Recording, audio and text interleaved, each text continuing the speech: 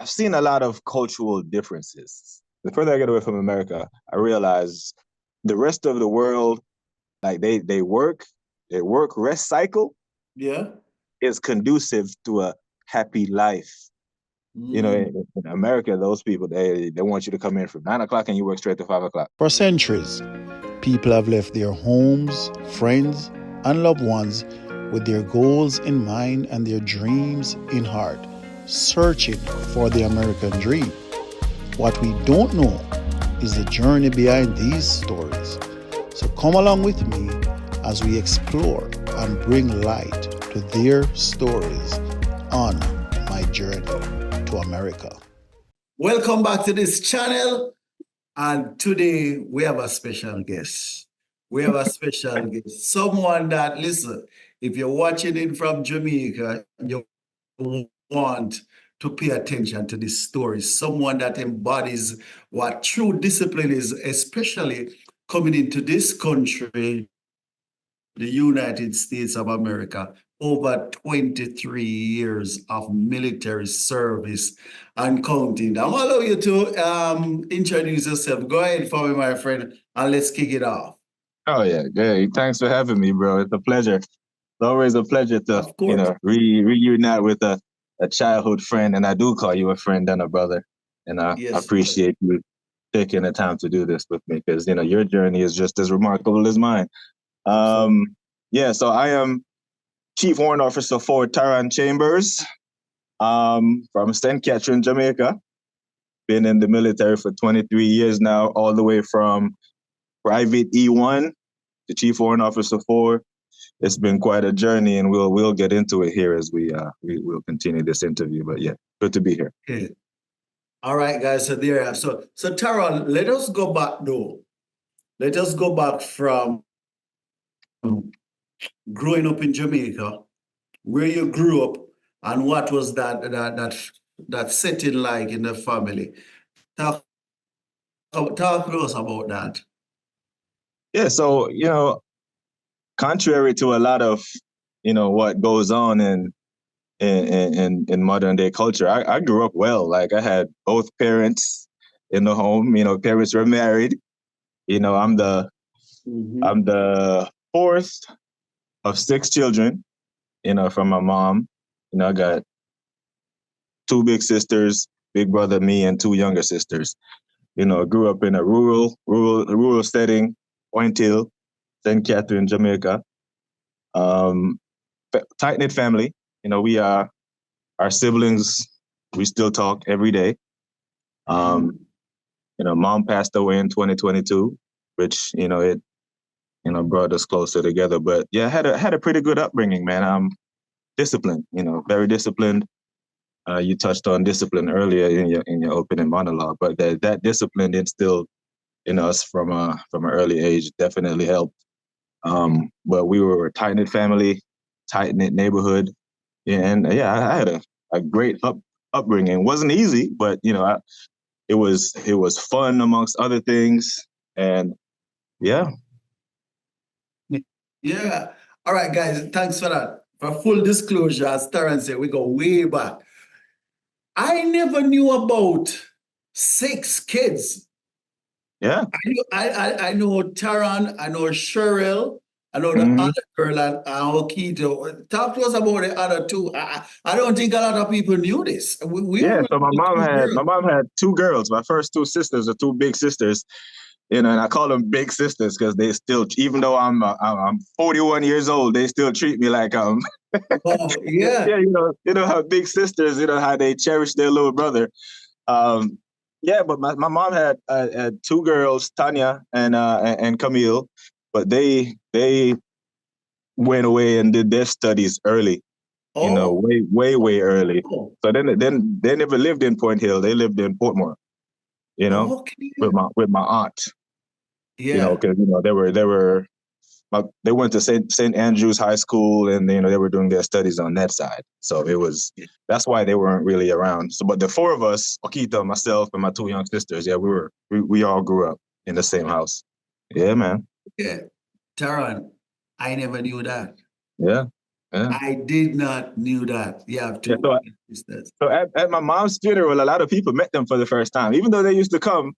The Exactly. country come visit us. Is when we were all there, and people were like, "Wait a minute, you're," because at some point when we stand next to each other, it's hard to not see the resemblance. So even people who don't know be like, "Are y'all brothers and sisters?" Because y'all look alike. You know what I mean? Yeah. Yeah. Oh, wow. Thanks for sharing that. All right. You mentioned your mom, and Mhm. you mentioned that both your sisters went to St. Andrews, and we know that's one of the top academical schools in Jamaica. And I know that you and your brother went to St. Catherine High School, right? Mhm. Talk to us about your mom in terms of instilling the education, because I knew she was a teacher. Yeah. And that's the thing. I have a soft spot for teachers. Like whenever I'm out somewhere and I meet a teacher, I usually like, give them a special greeting from at a restaurant. I pay for their food, that type of stuff, because it's deep with me. With people. My mom being a Yeah, teacher, yeah. so yeah, we had, your mom being a teacher, teaching at the school that you go to at Point School is a blessing and a curse. Because I couldn't get away A with lot of it. pressure.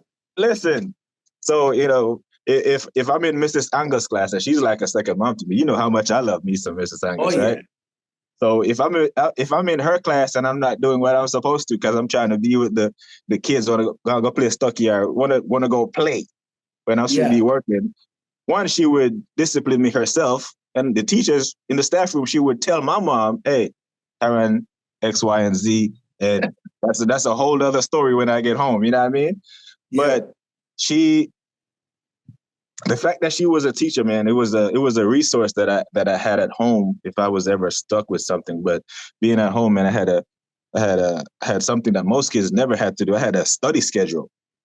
Yeah, that's for the schedule. A study schedule because my sister had set the bar so high. Yeah. You alluded earlier, but right. There's So no small feat.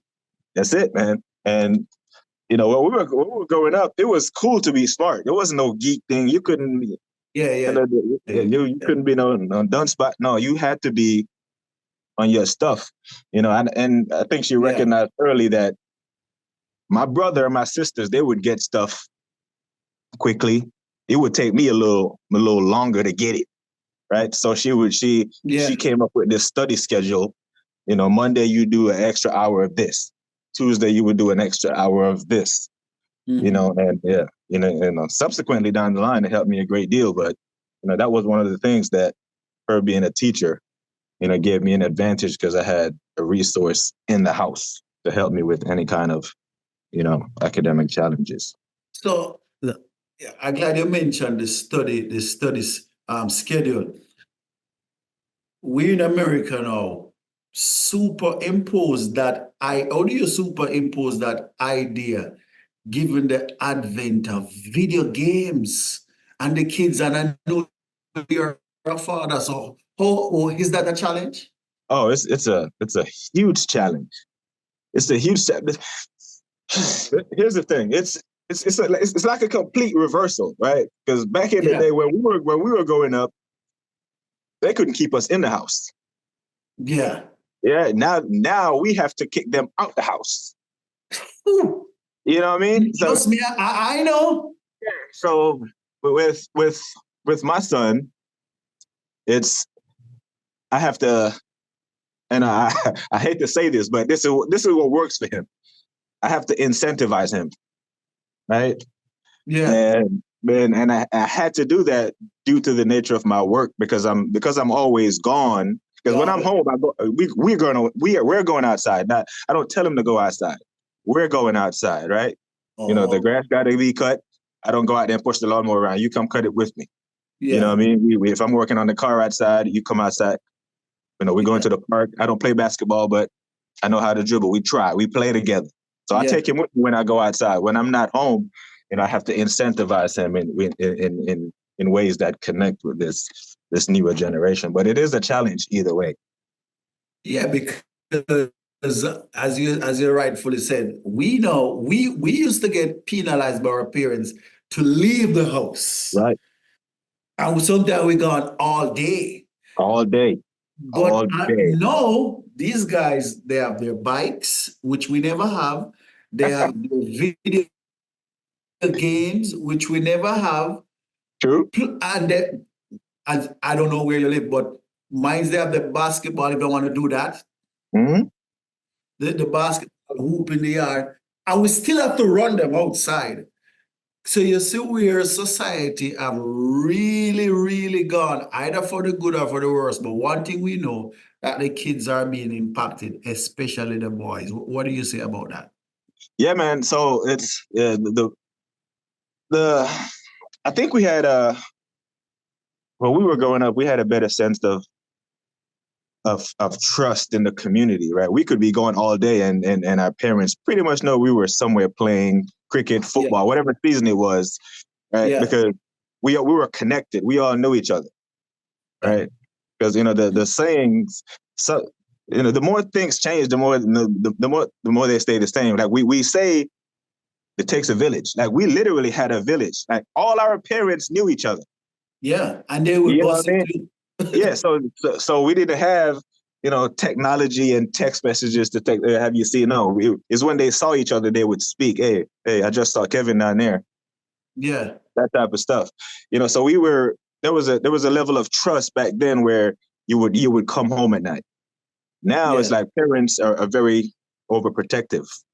Of the kids. They don't mind having him in the house because they see that as a form of protection. Well, if he's here, he's not hurt. He's not being kidnapped. He's not, out there doing drugs. He's not doing all the wrong things because, they try to keep, eyes on them. And, I think it will impact the kids in a negative way. The problem is that won't manifest itself now. They won't see it now. They're going to see it 5 years from now when their kids aren't fully developed and they're socially awkward and they don't know how to interact with other kids because they haven't done it for an extended period of time. You know what I mean? So the human interaction was beneficial to us because we knew how to deal with people. Now we grew up and we add technology to that, but the advantage we had is like we knew the world before technology existed. These kids don't. So they think the friends that are on their Instagram and their followers are their actual friends. They don't know the character of these people because they haven't really interacted with them personally, Taron, you talk about technology. There was a study did the other day, and it shows that, and somebody can correct me in the comment section if I'm wrong, that 31% of Jamaicans students are passing the main subjects, like the math, the English, and the sciences. And you made mention that your mom had a study schedule for you. You think that's lacking today? I think it is. It's lacking. There's a accountability problem. I think, in my humble opinion, there's an accountability problem with this generation. If you and I in our generation, if those were the numbers, our parents would be at the school. Yeah. And the teacher and the parent would be looking at the student like, what's going on? Mm-hmm. Fast forward now, the teacher goes up to the school, they're siding with the children, blaming the teachers. Yeah, exactly. So the kids see that and they manipulate it. So there's a serious lack of accountability. Yeah, I think on parents. Now, I think it's all the parents' fault? No, I think the breakdown of the family structure kind of has something to do with it because some of the parents and we're going to keep it all the way honest. A lot of these kids are being raised by single mothers. True. Who have to work, so they're not there to nurture. True. Which is that's one of their superpowers. That's one of the superpowers of our women is their ability to nurture. Yeah. When kids are so young and they're so impressionable. Yeah. But I think it's a combination of a lack of accountability and the breakdown of the family structure that's going to severely hurt this generation of kids. Because those parents back then, they didn't have to compete with TikTok and Instagram and Facebook because we don't know what the parenting skills would be like if our parents, our grandparents had to compete with that, because this thing can be really addictive. I have to tell my boys, do not come around the dinner table with your cell phone. Because Yeah. you know what I mean? They're so into it. So Yeah. the fact that these parents now, truth be told, have to compete with it is a huge challenge, and hence that could contribute to the 31% of the students back home just barely passing maths and the sciences. Yeah. The crazy thing about the TikTok thing, right? It's so being in the military and being an American soldier, and Yeah. China is one of our adversaries, right? Mm-hmm. TikTok is a Chinese app. Yep. It's owned by China, right? Developed by China. So we're banned from having it on any kind of government platform. So one, I don't have it. But here's what I found out, and let me choose my words carefully here. Yeah. Take your time. Yeah. The TikTok that they have in China, because it's there. Yes. Is limited and it's educational. Yeah. Wow. So that's the fruits and vegetables and that keep in China. Yeah.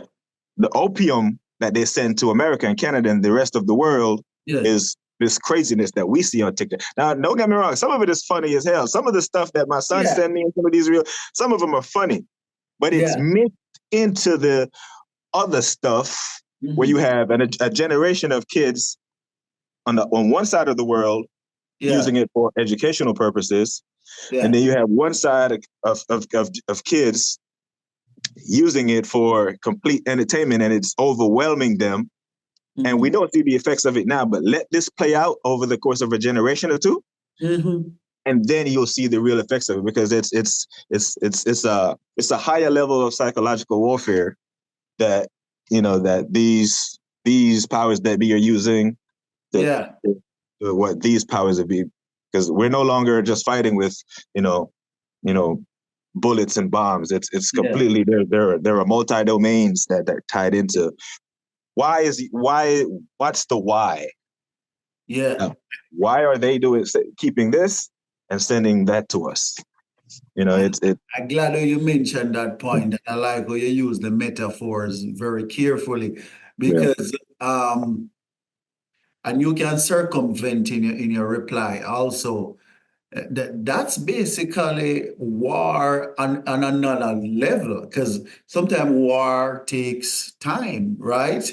For the full execution to take place. And in this case, it's not bombs and bullets, as what you said. It's like the best way I can really defeat you is to poison the mind of younger people, because they're going to come and become adults 30, 40, 50 years from now.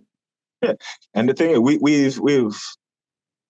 we have seen it, like, for example, in Afghanistan and Iraq, and I've been to and I've participated in these operations where I'll tell you straight up 100%, like the propaganda was more important than the raids.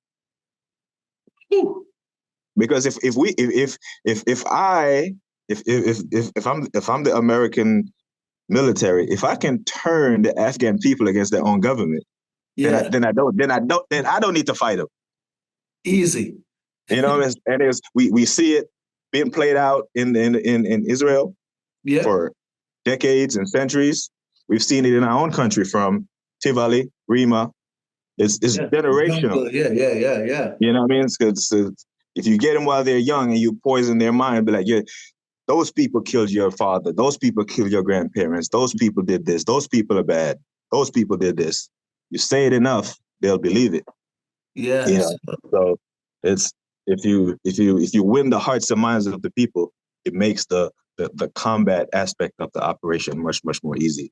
Less bloodshed, less money, less lives lost, less everything. The psychological warfare is so critical. Okay, great. All right, Tara, we want to go back a little bit. We want to go back a little bit. So you're Mhm. in America now. Growing up in Point Hill, Jamaica, when did you knew you were going to go to America? When was this first? Because you left 99. Mhm. That's a long time ago. Yeah. Yeah. I knew in the summer of I knew the summer of 98. 98. That's when I started to get the right after the World Cup. Big up France. See Yeah. that? Oh, Right you're a after the World France man. Oh yeah, ever since Oh, Zizou, that's I've why you been love Arsenal, because the two championship where you win will have 9 yeah. Frenchmen. Yeah, But so I we'll became an get down Arsenal. to that Yeah, later. yeah, yeah, yeah, yeah. We get onto that. But here's the thing. I knew the summer of 98 is when Oh, not traveling anywhere, we're gonna get passports and stuff like that. But then it died down. Right? Then it died down. We just had to go get the documents. But when school reopened in 99, mhm. coming into going back to school, we usually go to town and get with khaki and we make with uniforms and all these things. Yeah. We never did that year. Oh, So it's like, are we going back to school and that? So when they pulled us out of school, is when I knew it was real. oh, We never. So the September 99, we never went back to St. Catherine High. My sister, Jonathan Grant, she never went back. So now I knew it was serious. And yeah, that's when I started to see, paperwork come for me to sign and, yeah. fill out immigration documents. And then, yeah, it all moved so fast between September, October, we were at the embassy doing interviews. November, we were gone. Wow. I remembered it. I remember it because remember when we heard that Taron and Keto leave. Yeah, man, it was tough, man. It was tough. How long did you spend at St. Catherine? You did what, 1 year? No, I did 5 years, but 4. 5 years. Yeah, so 95 to 99. Yeah, so yeah. Yes, because you passed the common entrance. Yeah. Yes, I guess that study schedule worked out, Oh right? yeah, it worked. Yeah, it worked. Listen, man, there were some smart kids. Like in our generation, there were some smart kids that came out of that school, man. I Like remember. I was sitting next to this girl named Suzette Cameron. I don't know if you know Suzette I Cameron. know Susan Cameron. Listen, this girl was trying to compete with this girl in that class was one of the hardest things I've ever had to do in my life. Because like Miss Angus or Miss Henricus would ask a question, and by the time I'm formulating the answer in my head, her hand is up Yes. to answer it. You know what I mean? I was in grade 6A1 with the Goffs. Oh The, yeah, Nicola the Goffin. Nicola Goff and Yeah. the Nicolette Goffs and the what's his name? He's in the UK now with his two sisters, the Shay Simone Brown and the Latoya Brown. Yeah, the Browns. Dan Yeah, well, Dane was the he older was one. ahead of us. He was in Yeah, it was the older one. high Yeah. I know school. you're talking about. Yeah. Okay, all right. So you came to America 99. This is we're going to the America story now. You came 99. Yes, sir. Tell me your first impression, Tara. Where did you landed? Landed in JFK, New York in JFK, New November. York. So you moved straight to Brooklyn. What was that like? What was that? What like? It was a culture shock. Let us hear Yeah. the people they want to hear. I think if I grew up in Kingston or Mobile or somewhere, it would have been an easier transition. Yes. Right? But being a country boy going into the concrete jungle where it was even though there were a lot of Jamaicans there in Brooklyn at the time, it was still like, what is this? One, the weather was, oh Lord, it was cold. Hey, That you was my came first in time. November. Yeah, so I'm like, one, the weather threw me off, and then the sense of community and village that I talked about in the beginning, It's not that there. that was not a thing. Now it's every man for themselves, every woman for themselves. No one spoke. Everyone looks unhappy. The hustle and bustle. Nobody Because says good morning. yeah, none of that. And I'm like, it's not like I can come here and change the culture of 8 million people. So I have to fall in. I Yeah. have to assimilate quickly. So once we started school that January, the school was a reflection of everything that I was seeing just walking around. Everybody's, you know, the school was not even built like the schools that we're used to, where it's open and playground. The school was like a office building. It was weird, and then it was a tough adjustment for me. Just being taken away from your family, your friends, and having to make new friends with people who aren't really sympathetic to your culture and where you come from. It was kind of like, you're in New York now. You have to. They say when you're in Rome, you have to do what the Romans do. So New York, you have to do what the New Yorkers do, which is, you have to learn the lingo, learn the do's and the don'ts, being exposed to gangs and gang activity and all this. I mean, the most illegal stuff we saw growing up was dude rolling up a joint on the corner. Yes. You know what I mean? So it was going into New York, man. It was a huge culture shock that required, a very quick adjustment. Where in Brooklyn you came? So we lived in Nostrand and St. Mark's, which is in Crown Heights. It's a Jewish neighborhood. I know Crown Heights. That's close to the Troy area. Yeah. Yes. Yeah. My grandmother lived in the Bergen Street in that area. Yeah. So my sister Bergen said that you live nearby. Yeah. So Bergen and Troy are right. They run Bergen parallel. and Troy. Yeah. Yeah. So.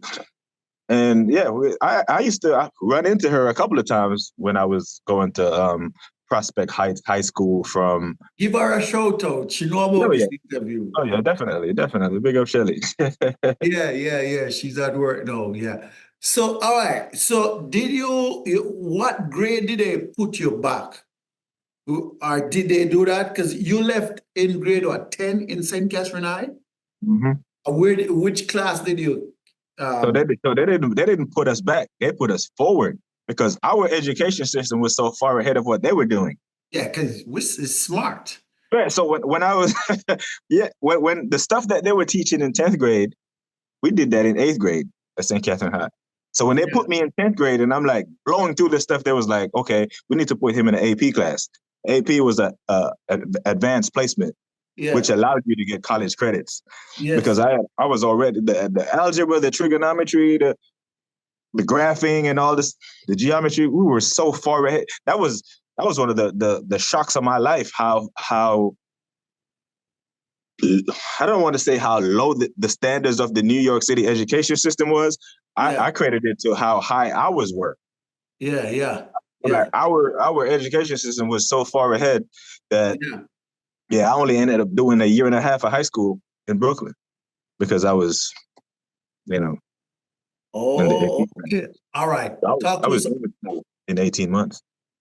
Talk to us about the different ethnicities that you saw here. Because in New York, you meet someone that's from Israel, you meet someone from Palestine, talk to us about that. Even in your class, our kids that you know.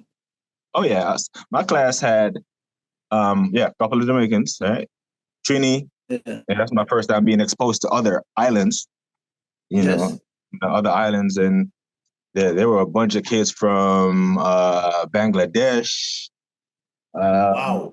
Yeah, and crazy enough, it had some Bangladesh, some Pakistanis, and some Indian kids. Yes. And I ended up vibing with them more than I vibe with the Americans. Yeah. Because with the Indians and the Pakistanis, like we could at least, because cricket was a big thing back then. Back in early So Pakistan and India, cricket is it's one of those things that sports that can be this universal unifying thing. So I used to vibe with them, and because I was in the AP classes, and I don't know if you know anything about like the Indian cultures. Yes, I do. They are very, very about their books as well. Yes. So in the AP classes and the advanced placement classes that I was put in, there wasn't too many of us in there. It was like one or two, and a lot of them. A lot of computer software, a lot of computer engineering, a lot of that. That's their thing. Okay. Okay. All right. So that was good. That was really that really helped the transition, knowing that, there were a bunch of, other people who came here under similar circumstances who were just trying to find their way. Okay. All right. How was the weather? It came in November. Oh, I didn't know it was possible for people to live in that kind of cold. I was like, man, this is crazy. But it's, what are you gonna do, right? It's you have to go outside. I had to walk to school because my sisters were going to another school. By the time my dad took them to school, I couldn't wait for him to come back and take me to school. So I just like, hey, I'll walk to school, man. I used to put on my little Walkman headphones, and just go, just deal with the cold as it comes. Yeah. So as it gets colder and the different cultures that you encounter, what was the conversation like with your mom whenever you talk to her on the telephone about this, what you're experiencing over here? Yeah, we would call her like every day, and she was, one thing about her, man, she never fussed about us coming back or anything. She was just always encouraging us because she was looking at the end game, or the long run, the future. Yeah. You guys, make sure you take advantage of that opportunity so you can come back here at your own will and take care. So yeah, she was our number one fan. Yeah. Wow. All right. Let's talk about some basic stuff that we lacked back home. It's neither right nor wrong. It was what was just there at the time. And you might not experience it, but you know that kids around experience this. Let us start with one very basic one. Everybody had a bike here. What was that for you? Yeah, so in New York, it wasn't a big thing because, one, the layout of the city wasn't really conducive to biking. Most people just walked or took the subway. Biking, yeah. But where I live now, I could see if I transitioned to like a suburban neighborhood, that would have been problematic. Yeah, the abundance of food. So the food thing is, so the food back home that we used to eat, was organic, right?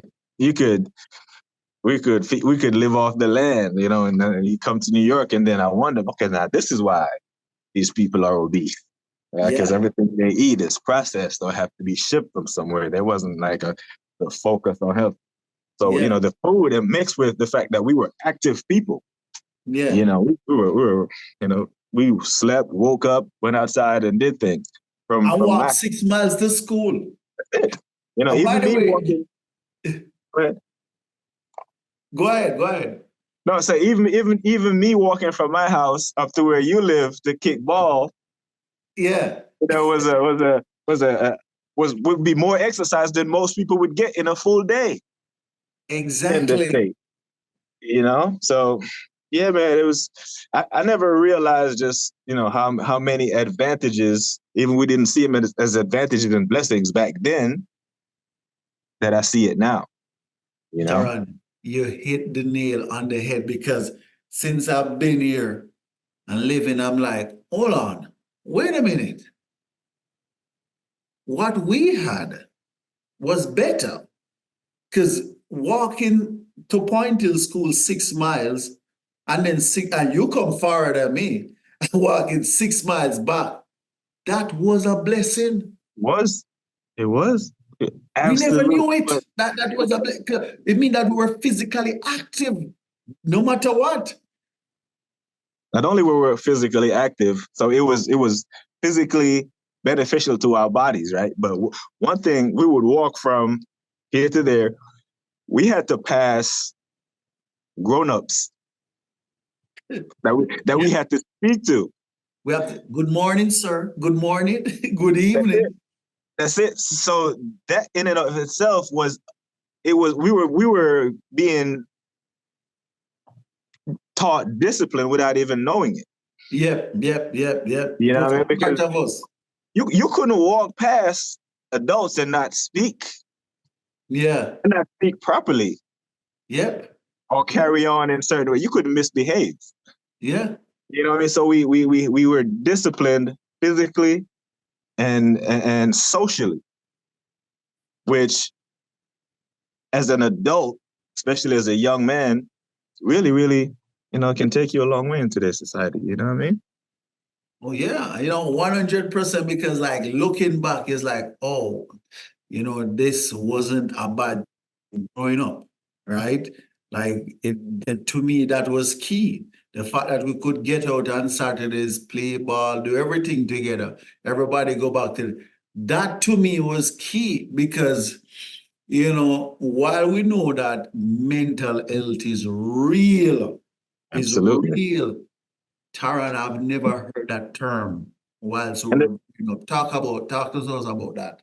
yeah, so the thing about mental health is, I think because we are a resilient bunch because we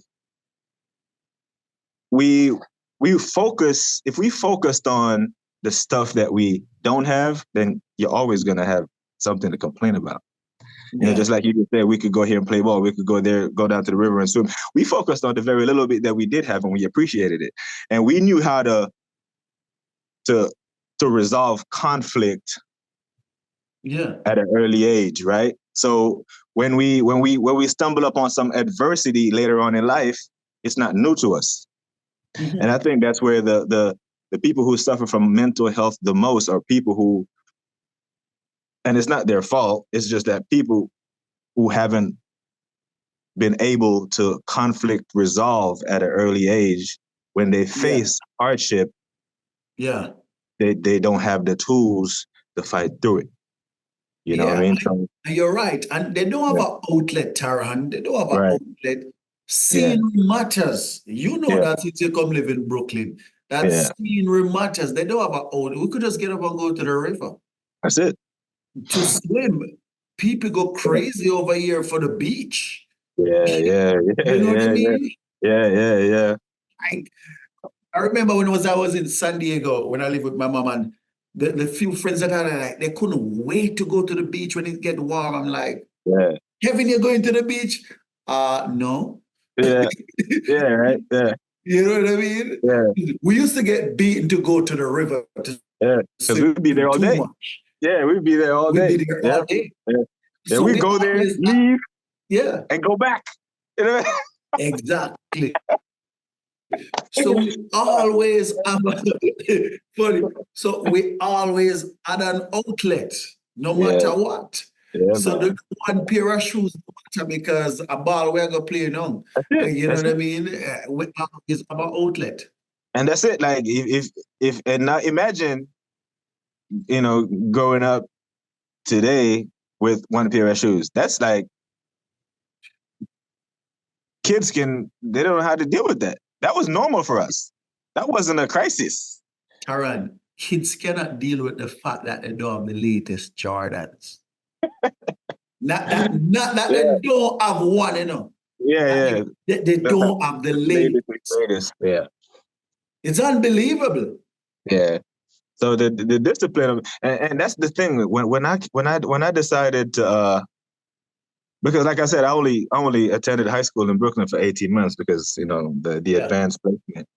It was the environment of Brooklyn was not, it was, even though it's a great place to be, it wasn't for me. Right.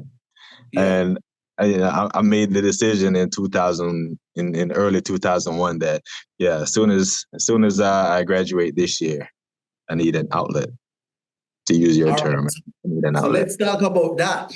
So you were placed in the advanced class in Brooklyn. Obviously, you ran through that. And then what? So normally you graduate in the summer. Yes. Right? You graduate in the summer, but because of the AP classes, I've already checked all the blocks for all the credits back at St. Catherine High, I got my diploma in January. I met all the requirements. So they were like, okay, we're going to give you your diploma.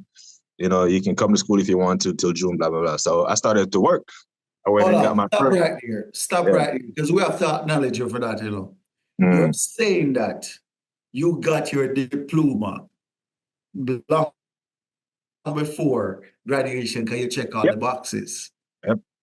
January You know, 2001. So, yeah, I was supposed to graduate in June. January, I got my diploma, but I still went to school though. But I Taron, went and got a job. do you know how many kids I know, especially even in my family and my mom's side, that come here as an A student and went right at the bottom Yeah. because of the as I tell you, the video games, they want the this, they want the that, and schoolwork become secondary. Yeah. Okay, so you got your diploma and you went right to work. Yeah.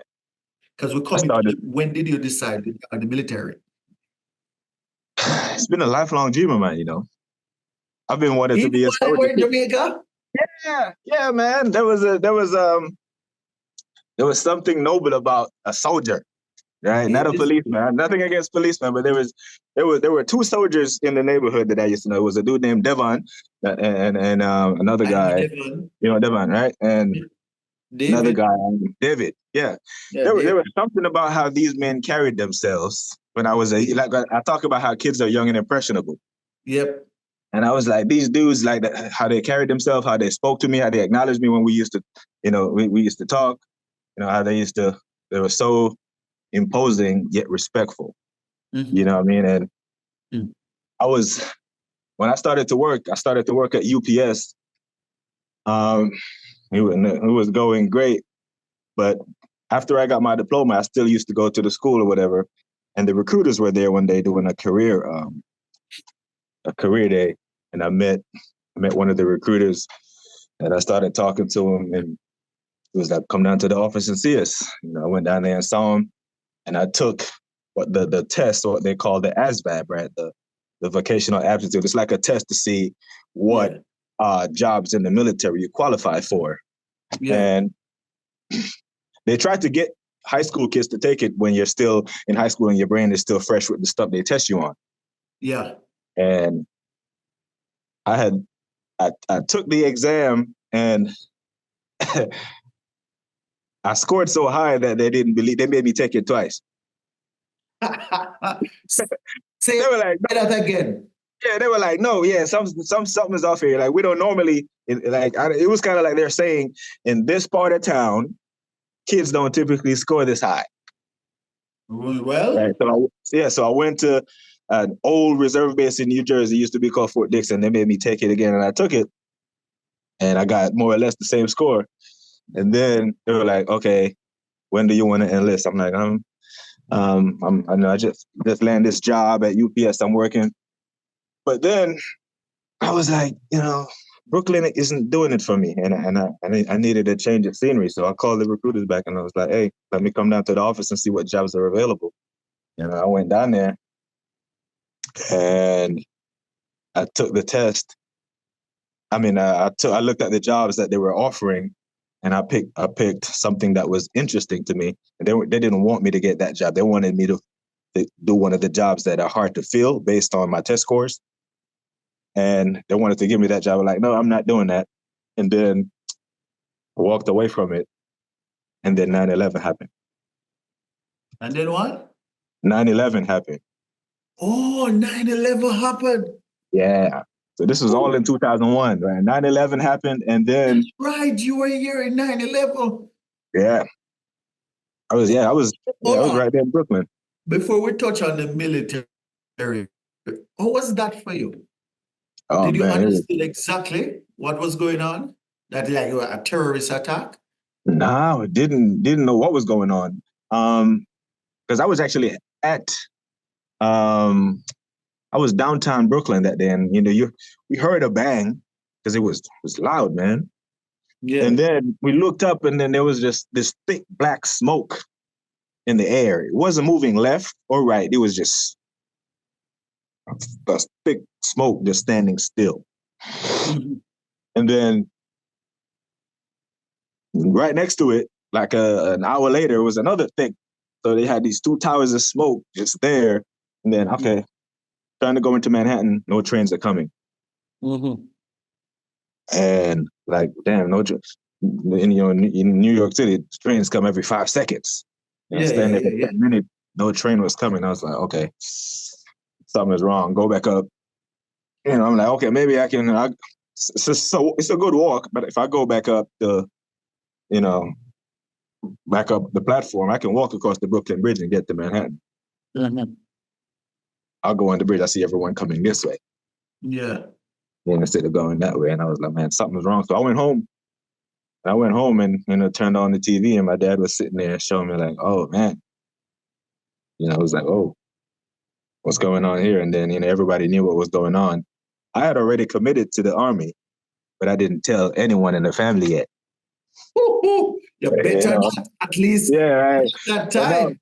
yeah, so all these things are playing in my head, like, oh man, and this is September. I joined the army October 25th, 2001. So there's only a month between 9/11 and when I actually left. Wow. And the whole war talk started to heat up towards the end of September going into October. And I just finally had to come out and tell my dad, like, hey, Pops, I'm gonna do this army thing. And, once I told him, he was the only one in the family that was like, okay, I'm serious. If you're serious about it, I'm going to support you. Everybody else was like, oh, you crazy. Are you mad? What are you doing? But During that's what I was. 9/11, right? Yeah. But Taron, what still prompted you to give you that zeal to join, even seeing what you just saw with the attack? It was a bunch of things, man. It was, I knew what I wanted. I knew what I wanted to do. It's been a dream of mine since I was a kid, like I said. And there were certain things I wanted to retire early, right? Because my dad at the time was in his 50s, and he was still working as if he was still in his 30s. That's one of Yeah. the things that I wanted to have not saying I'm going to retire in my 50s and not work at all, but I wanted that option if Yeah. it's there. So the Army gave me that option in addition to it's something I wanted to do. And Yeah. I think I could do it. I was like, because the job that I picked at the time was something that I think I could excel at, which was a small arms repairman. Yeah. Basically, I'd be working with weapons and artillery and that type of stuff because I was always interested in it. And yeah, I made my decision, and 25 October 2001, I left for Uncle Sam, and yeah, the rest is. Where did you train? So I went to basic training in a place in Oklahoma, a place named Fort Sill. Fort Sill. Fort Sill, Sill, Fort Sill, Oklahoma. Went there for basic training. How long did you spend? Basic training is 9 weeks. So when I got to basic training, I did get a little homesick for a week. I was like, maybe I made the wrong maybe I made the wrong choice. I want to go back home. But, I called my dad. We used to get like 10 minutes on the phone, like every Sunday. And I called my dad and I was like, Dad, I don't know when to come home. He was like, no, son, you made a commitment. Honor your commitment. Right? Yeah. And I said, you know what? You're right. And as the training went on, when we left reception and actually started to do the training, I was like, man, this is not as hard as I thought it was going to be because, and here's what I always take it back to the Archdiocese of St. Catherine High School, right? Talk about discipline and structure. Like this is a uniform, right? You mean, what you said, St. Catherine High School or Dintil? Which one you said? I say St. Catherine High School all day, right? But big up to Dintil. I thought you said Dintil. I thought you said Dintil. No, I said the Archdiocese of St. Catherine High School. It's a Catholic school, right? But the uniform policy that St. Catherine High School had was stricter than the Army's. Really? Yeah. So the uniform policy. Yes. So the transition was so easy for me. Like people who were struggling with adapting to the military, because I came up with discipline and structure, it was easy to me. It was seamless. Because Taron, you're saying that the uniform policy that we have in Jamaica for school, because shoes has to be clean, you have to wear black socks. You're saying that helped you to transition with the military? Yeah, the discipline of taking pride in your uniform, right? Your pants, your clothes that fit iron, can't crush up. Black Unbelievable. socks, if you have on black socks, black belt, brown belt, black sock. Like your pants can be too long. Listen, we had a assistant principal of St. Catherine High School, Mr. Headley. He used to stand at the gate, right? And if your uniform was not on point, I remember one time in 1998, after the World Cup, I got giddy because, I'm a footballer now, Zidane and Ray. My mom gave me the money to trust me to go buy my school shoes. And I went and bought some Puma Turf, black, but it had a little bit of white in it on the side. Yeah. So that's how to go in school that Monday morning after the World Cup. Mr. Headley not having it. You're not coming in here with them shoes, Mr. Chambers. No, I can't go home because I can't tell mom that. So I had to go get a Sharpie and color out the white to get to school. That's how strict the uniform policy was. You better give Mr. Headley a shout out. And that's it. So it was the uniform policy in the Army is you wear this uniform, be here at this time. It was structure, and I was used to that. I was used to that. There were people who didn't even make it. I think we started with 87, graduated like 65 because people got sent home for failure to adapt and injuries. But it was easy for me, man. It was seamless. Yeah. Because of the structure and discipline was not new to me. A lot of the kids that were there who couldn't adapt was the ones who had their parents did everything for them and couldn't really, be accountable to stand on their own. So it was easy. And then once I went to my advanced individual training to learn my actual job, then I was like, man, I'm kind of good at this Army thing.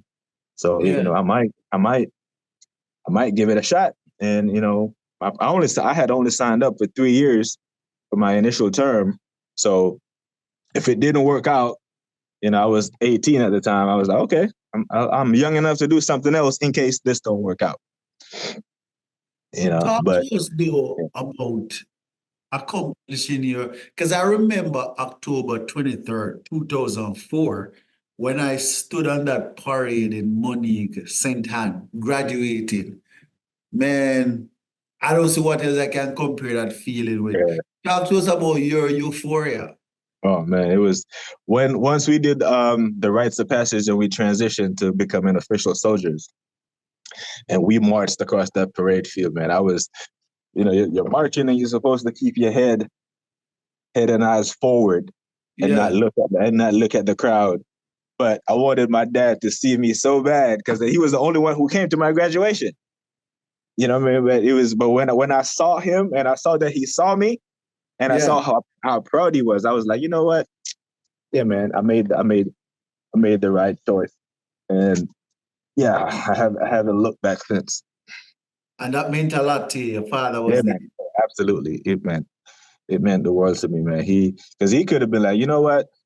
I didn't want you to join anyway. Come home. Yeah. You know what I mean? And yeah, it was him. Because I've seen this man work so hard to, take care of all of us. I wanted to do my part to take pressure off his plate because my older brother, he got scholarships. As soon as we got to New York, he started playing ball. He got scholarships to go play football and do all kind of stuff, right? I like to kick ball, but I don't have that type of talent. You know what I mean? No, Okito he was special. Guys, we're talking about soccer, all right? For those who are watching, not football, soccer. Yeah. He was special. Yeah, and I got 2 young sisters coming behind me, so I was like, no, I can't put any more pressure on my dad, so I have to make this work. So, yeah, when I graduated from Fort Stillman, and then I went up to Maryland to do some training for another 3 months. And then there was this airborne recruiter. Yeah. This airborne recruiter that came to the facility because they had me going to a place called Fort Drum in Watertown, New York, which is like really cold, and I didn't want to go there. Yeah. And they were like, okay, if you want to go airborne to get out your assignment, come talk to me. I was like, okay, let me go talk to this dude. So I decided, let me go talk to the airborne recruiter. And for the people in the comments or whatever that don't know what airborne is, it's like we jump out of airplanes into where we're going, right? put on a Wow. parachute, and you jump out of a perfectly good airplane. Yeah. And not all the soldiers in the Army want to do that. Yeah. But so that's why they have to go out and recruit. Yep. And I decided that I'm gonna go airborne, and it was a scary thing to do. So you talk about you standing in there at St. Anne. I remember my first jump. You know, Yeah. that was that was Here, something right? else. Oh man, like it didn't dawn on me that we were actually gonna do this until we're what? I think we're 1,250 feet in the air, and the door opened, and there's a parachute on, and they do this. There's this red light, and when it turns green, you have to go out that door. Oh my God. Yeah, you have to go out that door, and the green light came on, and I went out that door, and man, it was the most exhilarating feeling I've ever felt. Wow. Would you do it right now? Yes, it was addictive. I got addicted to it. Really? Yeah, man, it's crazy. It's like you get this rush of adrenaline that you never get But anywhere else. jumping 1,200 feet from a helicopter, airplane, whatever it is. Yep, both. I've done both. You got addicted to that. Yep. Wow. So I now I go from there to Fort Bragg, North Carolina, because that's where most of the airborne soldiers go because they have an airborne division there. Okay, so you're from Maryland. I know you're in North Carolina. Yep. Okay, because your telephone number come up as North Carolina. Yeah, so I've had that number since then. Got you. Yeah, it hasn't changed. Yeah, I've had this number since then. All right. And I got to Fort Bragg. I got there in when I was done with all my training. I got there in March of 2003. Okay. But guess what else started in March of 2003? The war in Iraq. Yeah. Iraq.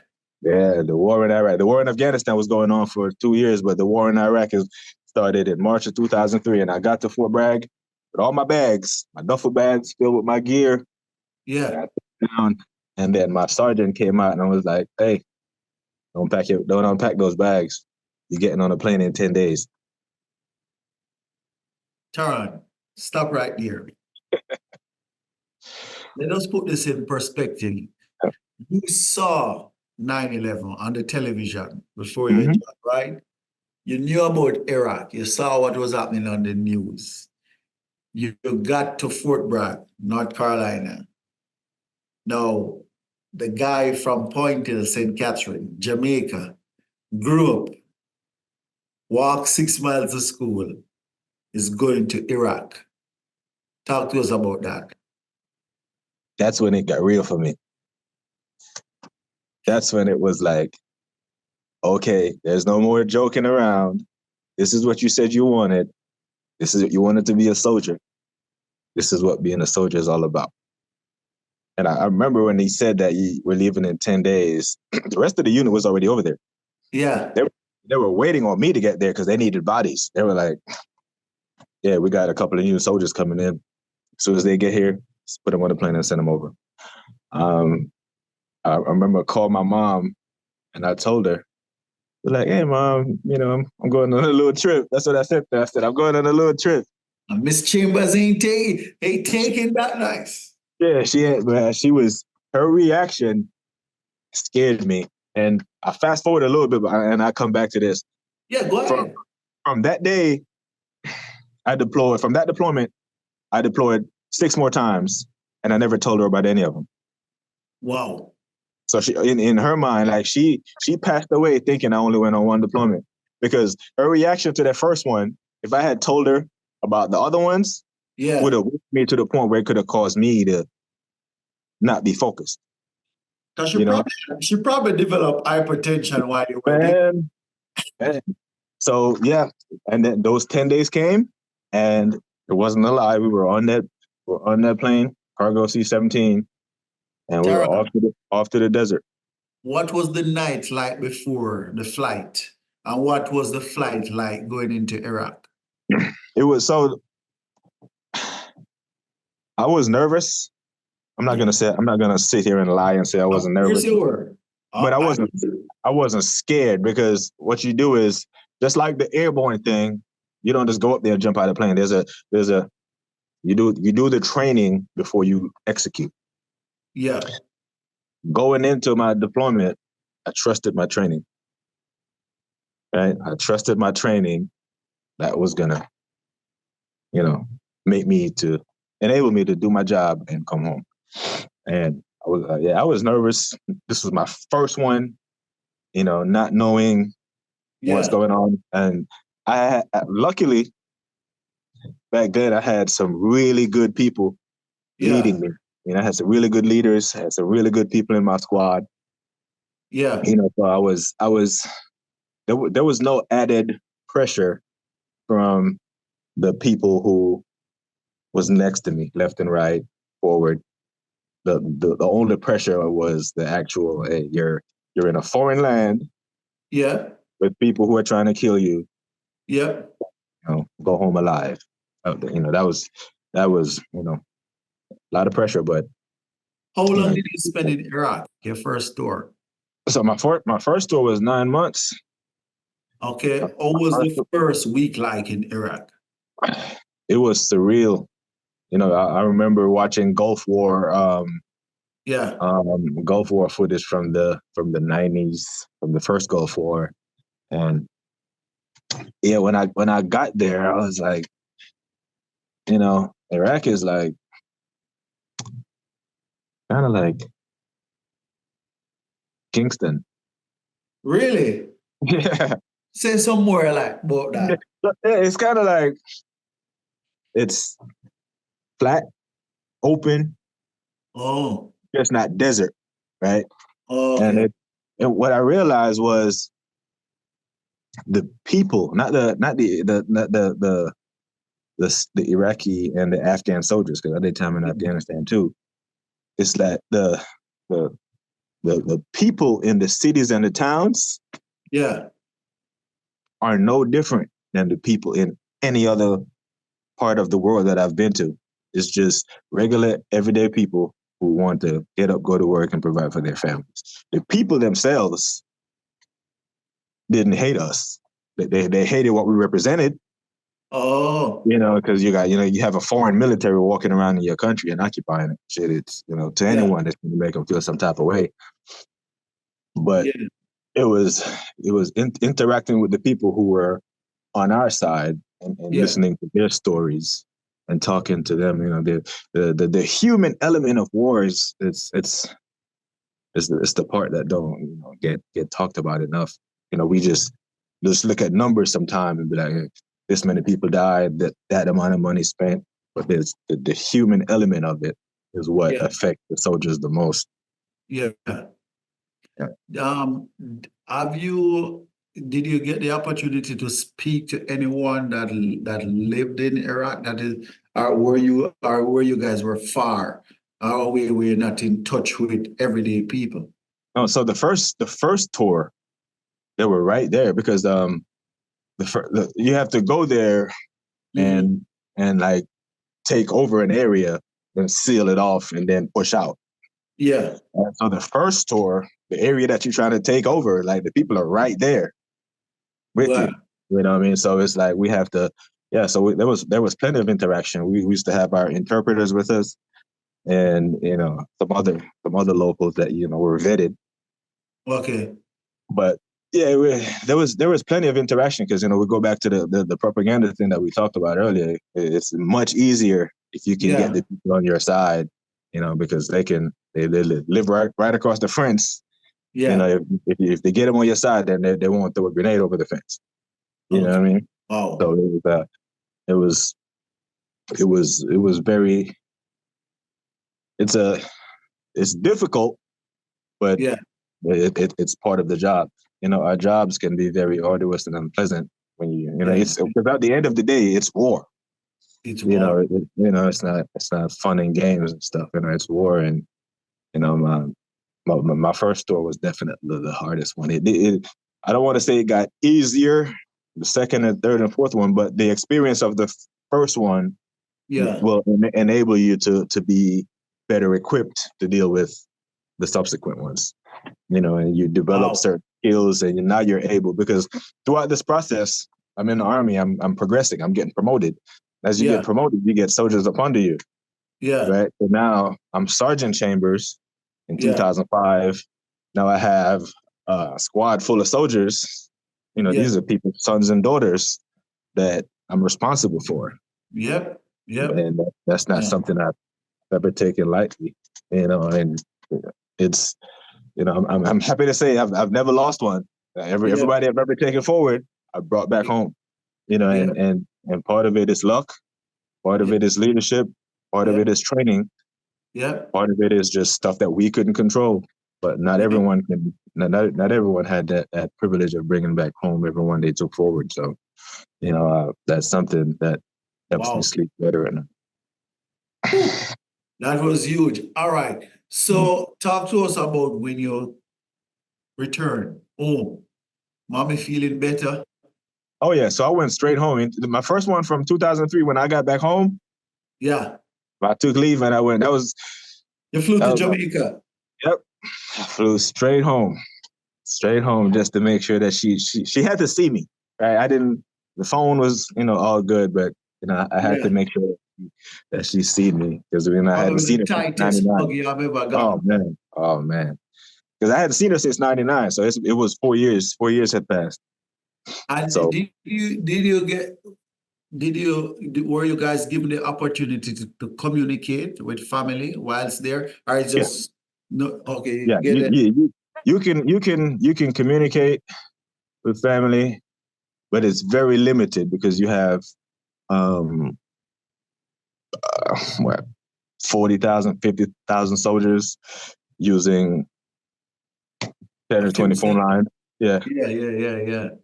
And but yeah, there were mechanisms and systems in place if you had an emergency. Yeah. That could be reached, but yeah, it was. There any Jamaicans there with you that you know of? Yeah, man. It was I make this joke now when I tell people that there's a Jamaican everywhere in this world. Right? I was in Amsterdam. When I was in Germany, I went to Amsterdam for a weekend, and something just told me, go on Google and type in Jamaican restaurant near me. But I was so before we cross the border, right? There's this place named Qatar where they just had the World Cup, right? Yeah, no, Qatar, yeah. So we used to stage before we crossed. This was 2003. There were Jamaicans there. Okay. All right. Since you're on that part, because I really wanted to take the interview in a little stage, let us talk about some of the countries you have traveled, because we want to get back to the second tour, the third tour, the fourth tour. But since we're right there, talk to us about when you found that Jamaican restaurant in Amsterdam. You're in Amsterdam and you found a Jamaican restaurant. Taron, you cannot make this up, you know? Cannot. Jimbo. Right? Matter of fact, there were two. There was one called Reggae-Ritas. Reggae-Ritas. Yeah, her name was Rita. Rita. Reggae-Rita. So I'm thinking like, okay, this is probably like someone from Amsterdam because they love our culture. The culture travels. Yes. And because of reggae music too. Oh yeah. So I go there, and sure enough, like Rita is not no Brit. No, Rita is a full-blown Jamaican. Yeah. Speak fluent Dutch. Yeah.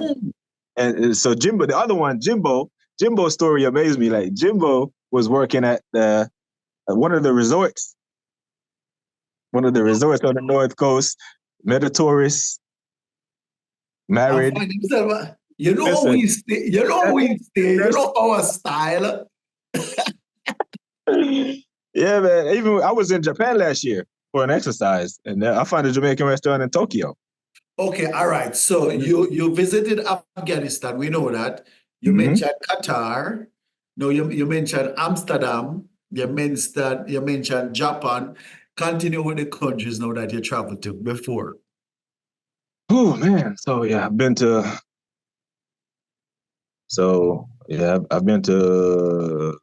Let's start with that. I'm gonna go by continent.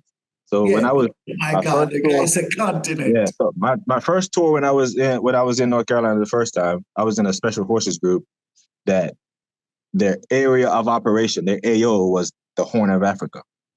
Wow. So they used to do these joint combat exercise training. They call them JSIS. I used to go with them. So Burkina Faso, Togo, Burkina Faso, Togo. It's not Kenya. It's the country that borders Tanzania. Went to Tanzania. Yeah, been there. So that was when I was at Bragg. In the European side, I've been to Germany, obviously, Italy, Romania, the Netherlands, France, Bulgaria. Might be missing a few. Malta. So many places. Yeah, Malta. Yeah, there's a bunch. And on this side of the world, I've been to Japan, Korea, and Guam, Philippines. Wow. I think I missed a few when I was in Germany, because I did a lot of traveling when I was in Germany. Australia? Next year. Yeah. So Taron, when you look back, you know where we came from, traveling all of this world. Tell me, what are the common denominator you saw in terms of the people? Is it that people just want to work and provide for their family? Is that a common thing that you saw?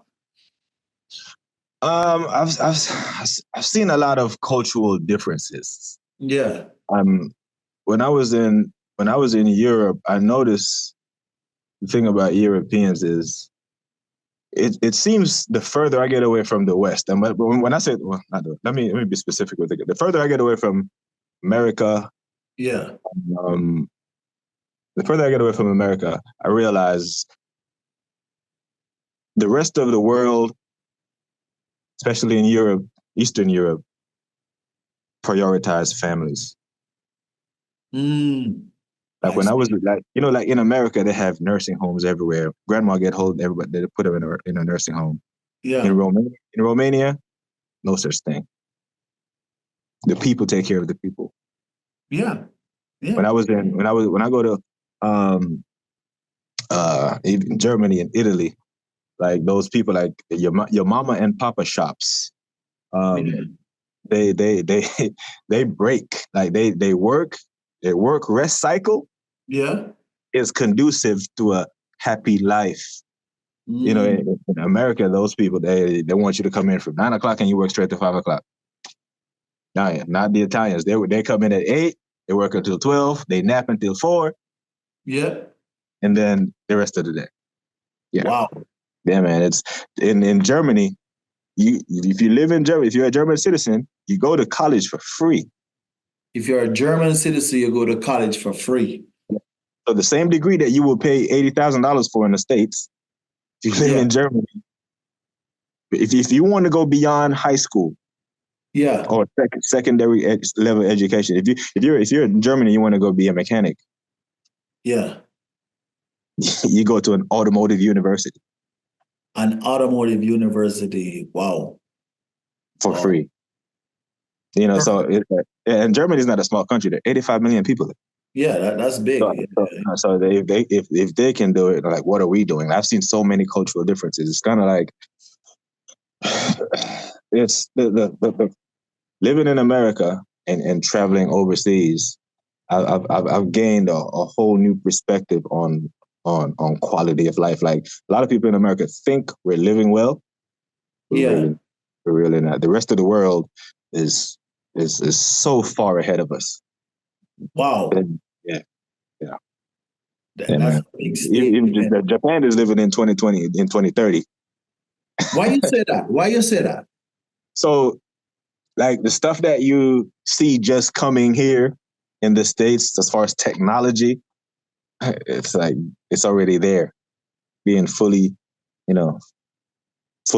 employed in Germany. Their subway system, their airports, their food, their vending machines. Everything is healthy. It's convenient.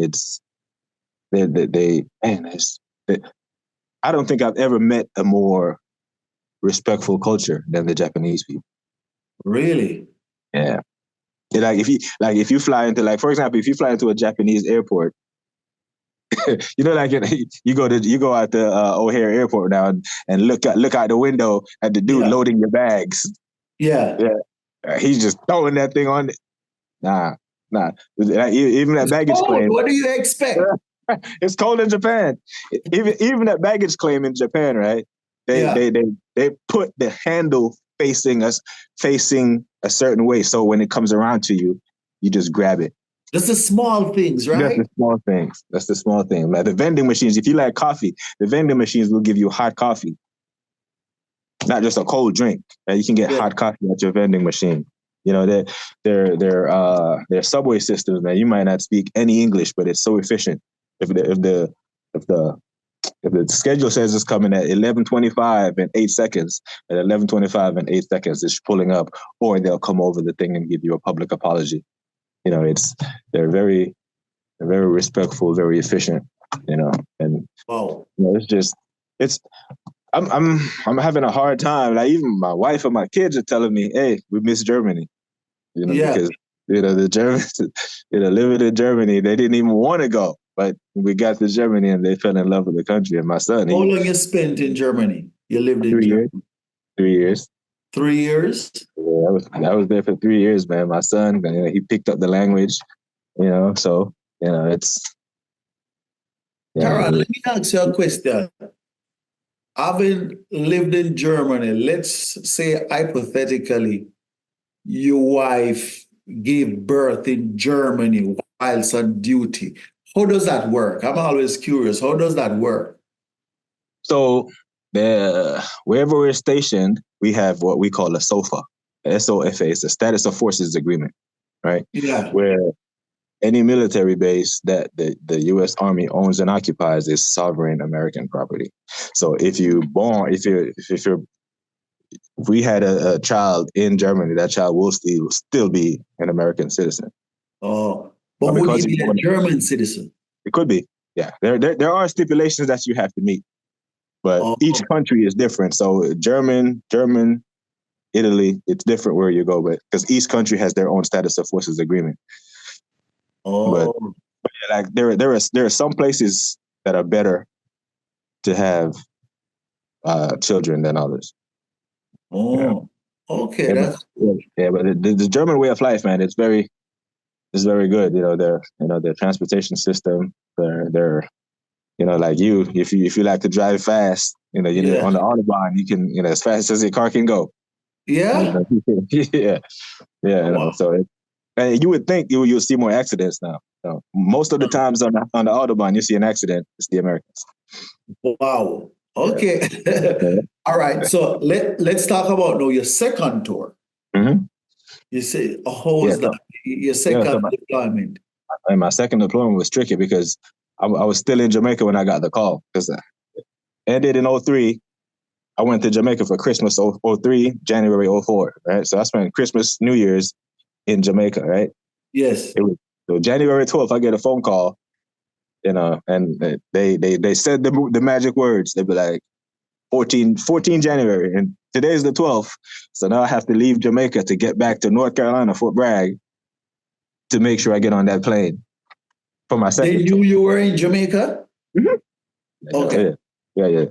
So I have to rush back, you know, and I get on the plane to land in New York, drive from New York down to North Carolina to get on that plane to go overseas. That was my second tour, but that's the second tour. That's a good drive. Yeah, it was about 9 hours. That second tour was short. Huh? That second tour was short though, but there was a surge going on, so they needed numbers. Oh. You know? So how long did you spend? That one was 6. That one was 6 months? That's not bad. Yeah. So we went from 9 to 6. Did you feel more comfortable on that tour? More than I did the first one, but we were still at our moments. Matter of fact, because we lost more people that year on that tour. But yeah, more than I took the lessons learned from the first one, right? Because there were definitely mistakes made because we didn't know what we were going into. We didn't know the landscape, the terrain. But by this time we had built up rapport with our interpreters, with the locals. So it was. This was in Afghanistan as well, right? Yeah. So Okay. so my third tour was there. My third tour was in Afghanistan. Oh, so your third tour was in Afghanistan. Yeah. I know was that one. That one was probably I don't know saying the best one was, but it was the one where we it was smooth as far as the transition from one desert to the next, and the we were better equipped, right? So now we had 2 tours of experience to lean on. Gotcha. Going into this one, had better equipment, we were better funded, Okay. better staffed, right? So yeah. So we kind of grew into it. Now we're experienced warfighters, and we went into that tour with a lot more tools in the bag. Okay. On the fourth tour now. Fourth tour was 06. Our fourth tour was 06, and that one was, that one was in Afghanistan as well. By then, I think I'm a staff sergeant at the time. We're going to get to the promotions, and I just want to get through the tours. I'm getting as the tours go on. You're getting promoted. Yeah, I'm becoming decorated. I'm getting awards. I'm getting ribbons, and I'm staff sergeant Chambers now, and I'm moving away from the line. Yeah. Going further backwards. Getting with the big boys. Yeah, now we have all these young, hungry, up and coming sergeants who were like, "Hey, Chambers, we don't need you on this one." It's cool, whatever. Because I was given the same opportunity when I was there to shine and show what I can do. Blah blah blah. But that tour was where I learned how to. Because that was the first one. We worked in a joint environment. It wasn't just Army. It was Navy. It was Marines. It was Air Force. It was foreign, other armies. So that one was quite a different experience. And the fifth? Yeah, the fifth one was Afghanistan as well. Yeah, that one was 09. Yep. So 09. I was still staff sergeant. That one was, I think we lost a couple of people that tour, but on that one, the biggest takeaway was, because I thought that one was going to be my last one, because we had with our mission changes with politics, right? So in 08 we had an election, a big one, because that's when huge one. Because we had President Obama came in and strategy had shifted. So I thought mine was going to be my last one. And I guess when you think it's your last one, complacency kind of kicks in a little bit. Oh. And we lost a couple of people on that one. But, a lot of lessons learned as well. Wow. And the 6th and the 7th? Yeah, so the 6th and the 7th was, I had left Fort Bragg, and I had went back as a warrant officer, because I was a sergeant for most of from 1 through 5. Yeah. Now I'm a warrant officer. I'm nowhere near the line. Oh. I'm in a building. I'm in an office. I'm doing reports. I'm at a desk. So that one was cakewalk, really. How is it different from being on the line as I don't know, we guys say private soldier in Jamaica? Yeah, so when you're on the enlisted side, so the Army has the enlisted side, the officer side, right? When you're on but I was asking, how is it different? How were the tours different? Yeah, I'll tell you. Okay, go ahead. The when you're on the line, it's here's your mission, execute. Mm-hmm. Right? When you're the further back, when you remove from the line, the further back, you become more of a planner, facilitator, right? You're given a mission set, and you're given certain leeway to make certain decisions give to the people to execute. Mm. So it being on the line, what I used to do was think to myself, when I was on the line, what would I need to make my job easier? Mm-hmm. So as I became a planner, a facilitator, a leader in that regard, I tried to make the guys on the line as easy as possible by giving them what they need when they need it, whether it be training, tools, equipment, Mm-hmm. you know, at the proper time, give them what they need when they need it, basically. But being the further up you go, this is just the less soldiering you do. Yeah. So. Wow, that's good, man. Listen, I don't know how much you want to say, but in terms of the people that you guys lost, how was that though? Like, do you guys have a special airplane that comes for them?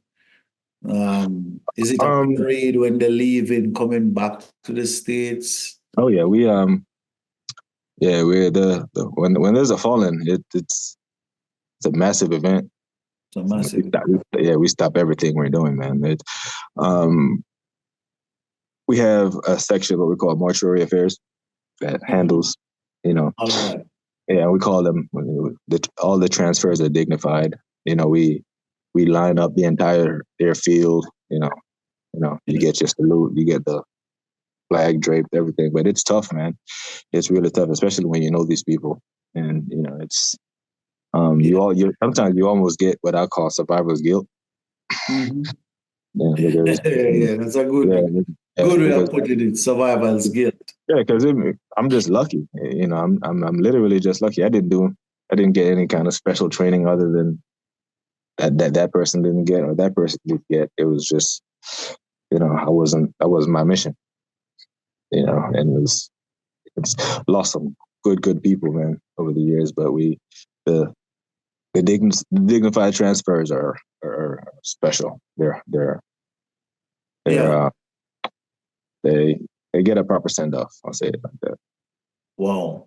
Hence, I can see why you guys get the respect that you guys get in this country. I mean, one of the things I like to hear is whenever I'm in the airports and they call in for the military first, it's just such an honor, Yeah, the funny thing is, like, I don't even do it. Like when I'm traveling, I try to hide it as much as possible. Yeah. Because it's just one of those things where I've never liked the spotlight. Spotlight. Yeah, it was that's one of the reasons why I became a warrant officer while I was in the Army, because they call us the quiet professionals. Right? We don't really do much for the scenes. It's just like, yeah, I'll be behind the scenes pushing the buttons, making sure the everything people who right. That's what I'm. All right, Taron. Let's talk now about your promotions. What is your current rank right now? Yes, I'm a Chief Warrant Officer IV. Chief Warrant Officer IV. Tell the people what does that look like? So, and how many times you got promoted to reach that level? Yeah, so I came in the Army as a private, right, E1. So on the enlisted side, the E stands for enlisted. On the enlisted side, it goes up to E9, right? From private E1 to sergeant major E9, right? Yeah. And then you got the officer side, which is O1, goes all the way up to O10, which is 4-star general. In between that, the warrant officers, the W, where it goes from W1 to W5. I'm a 4. Yeah. Well, you can cross over from either side, whether you're an officer, or you can cross over to be a warrant officer. But there's a selection process that's rigid, man.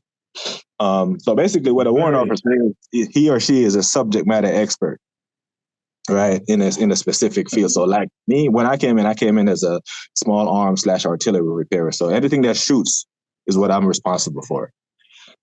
So when I became a warrant officer, now I became a subject matter expert in everything that shoots, whether it's a tank, howitzer, a pistol, a rifle, a machine gun, everything that shoots. Whenever something that don't shoots, this phone rings.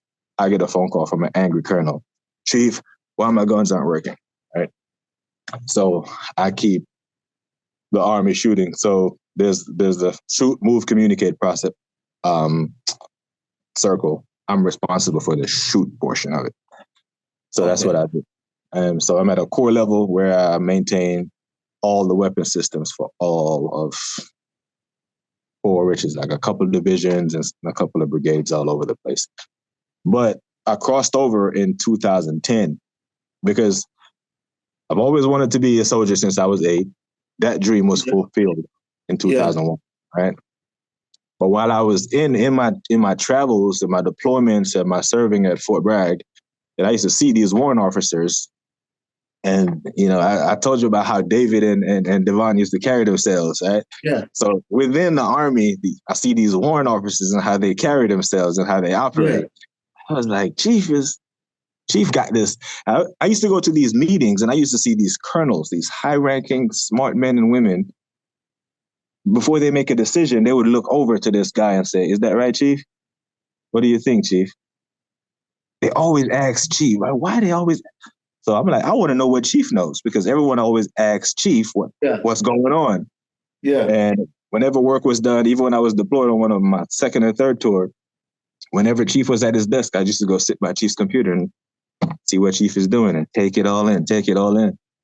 And in 2010, you know, I went up to Chief and I told him, Chief, you know, I want to be a warrant officer. And they put me through the rigors of the selection process, the interviews, the packet. And, you know, I did my packet. Then they had to go to a board where they sit and look through your file to see if you qualify. And then they publish your name for the entire Army to see. Wow. Whether you were qualified, non-qualified, or non-competitive. Yeah. So if you put in a packet and you don't get selected, it's kind of embarrassing, right? Because the entire Army sees the list that comes out. But like, oh, Chambers put a packet in, he's trying to be a warrant. He didn't make it. Oh man, hey, try again. But you know, I made sure I developed the skills, the requisite skills that I needed to do this packet. Because I could have done it in 2009, but I didn't think I was ready. I could have did it in 2008. I didn't think I was ready. But in 2010, I was like, okay, I think I have enough experience built up to do this. And, you know, I put the packet in, and in May of 2011, May of 2010, the list came out, and they were like, okay, we're going to send you to Warrant Officer School. And and that's what happened. That's how that happened. 7 years, you were on your way to becoming a warrant officer. Mm-hmm. Wow. What was Warrant Officer School like? How was that? How long was that? It was so because you have to be at a certain rank. Certain thing. So it's not as rigorous. Yeah, right. There's the selection process is actually more difficult than the actual school. The school is where they start to teach you how to be an officer, right? Because now you're transitioning to a whole new world, right? They're paying you all this money now. You're no longer enlisted. Now you have to do all these officer things. But it was difficult, but it was a lot. It was you know, book work where they teach you doctrine and you know, just staff work at a higher level and how, you know, the Army function as an organization versus on the enlisted side, you're more of a doer. On this side, you're more of a, you know, have to think things through a little differently on the warrant officer side because the decisions that you influence have great impact on the force, on people, on their families. So the Army they're real picky about who they select to cross over on the warrant officer side, because once you become a warrant officer, man, you're it. Like if there's anything weapons related, I get a phone call and I have to have an answer. So it is safe to say then a lot of guys report to you because you need to know. You can't be caught off guard when the colonel calls. Yeah, and the thing is, with the position comes a lot of responsibility.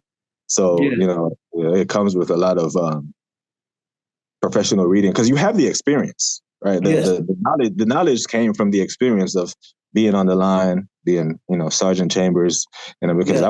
I was a sergeant for 7 years. So, I Yeah. built up a lot of knowledge Management on the skills. weapon Yeah. side. Yeah. So now, I just once I crossed over, there were plenty of guys ahead of me who also, helped me develop these Yeah. skills. I do the same thing now, and I mentor a lot of junior warrants and a lot of sergeants that are underneath the tree, because I don't want to do this forever. And next year, when I put my retirement packet in, I don't want the Army to come back and say, "Well, we don't have anyone to replace you because you didn't develop your subordinates, so we're gonna have to keep you for another year." I'm like, nah, when I'm done, I want to be done, because I've been doing this for 23 years now, man, and it's my entire adult life. I don't know how to, my 20s, my 30s, I'm in my 40s You now. had a young All I life. know, yeah, that's all I know. So I don't want to do this forever, but it would be my own problem I created if I didn't develop the people to replace me. Cause that's true leadership, to really develop other people so Mm-hmm. that you can move on, Yeah, and that's part of your legacy. So, yeah. so how does the promotion structure look like? You have to do an exam? No, so you do your exam is so everything that you do in the Army is documented, right? So Yeah, so you get selected. So on the officer side, once I got selected to become a warrant officer, and I got appointed with the W1, and I only had one dot back in 2011. yeah, Um, when you're up for promotion, so you have to stay a one for 2 years before you're eligible for promotion to W2. yeah, And then with that promotion is basically the colonel that you work for looks at your evals, yeah, right? Because they're evaluating you, and they look at your eval, they look at your performance, they look at your, how you present yourself as a soldier. yeah, Um, and, they look at your schools, your military education, your civilian education, just how your yeah, total soldier concept, and yeah. they make a recommendation whether promote or get rid of. So you Wow. promote. Then from 2 to 3, there's a 5-year wait.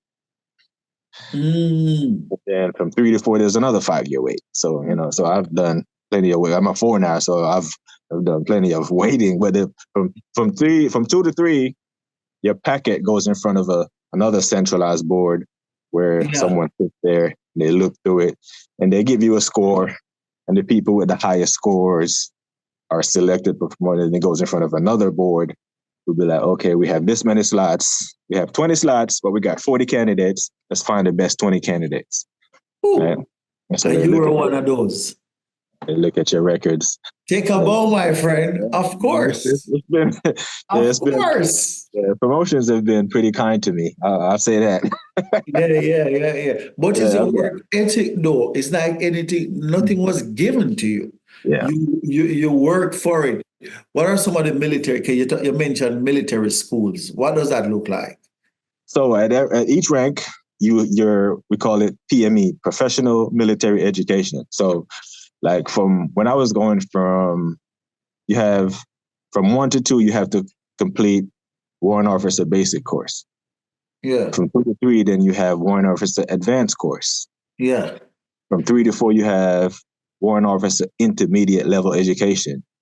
And then from 4 to 5, there's warrant officer staff. There's another course so there's these mandatory schools that you have to take for your professional development, where they teach you, more doctrine, changes, where the Army yeah, is going, history, that type of stuff. Because you need this information when you're sitting at the board yeah, with these people who are making these big decisions. But they also look at what have you done on your own time. yeah. Like your own personal education. Yeah, right. So, you're competing with guys with, master's degrees, PhDs, and, and when you do this job at a high level, it's very time consuming. Mhm. So when they see that you're performing at a high level and still took time to develop your own military, your own civilian education. Oh, damn, Chambers has a master's degree and he found time to do this and that. Then, you know, the Army has their what they call their body fat composition. Basically, the Army don't want you to be a huge fat person, right? So we do a lot of physical training, running, a lot of, you know, so you have to maintain your Army composition. The Army says if you're this tall, you can only be this big, right? Yeah. So you look like a soldier, you know, because there's an official photo that they look at. They've gone away from that now in more recent years, but that's all a part of your file that they look at and say, hey, looks like a soldier, performing like a soldier, is developing, you know, it has all these schools, has the education required, and each block for each rank, you have to check certain blocks to be eligible. But it still has to go in front of a board where they go through it with another fine-tooth comb to make sure that you make all the, you know, you can't have anything derogatory in your records, you know, stuff like that. And, you know, they make a decision based on the need. Yeah. This is how many people we can promote, but we have 100 people competing for 5 slots. It gets very competitive at the top. So you have to make yourself stand out. Wow. That's a big deal. Yeah. Listening to you, Taron, you realize that nobody that I know, and I think I might be right, nobody from Point Hill has achieved this feat overseas. You realize that? It didn't even dawn on me until I was in Germany. When I was in Germany, when I realized, when I got an email saying I needed to sit on this board, and then they said, we're sending you this email because you are the senior armament systems rep in all of Europe and Africa. And I was like, say that again. Yeah, I was the senior armament system warrant officer in all of Europe. In all of Europe. Yeah. Because they needed me to big deal. make a decision. And I was like, yeah. You know, but you know what though? You know, our age group from my neighborhood growing up, for those of us who even stayed or came over, we've done pretty well, man. Because you know, I'm proud of you. You know, I'm proud of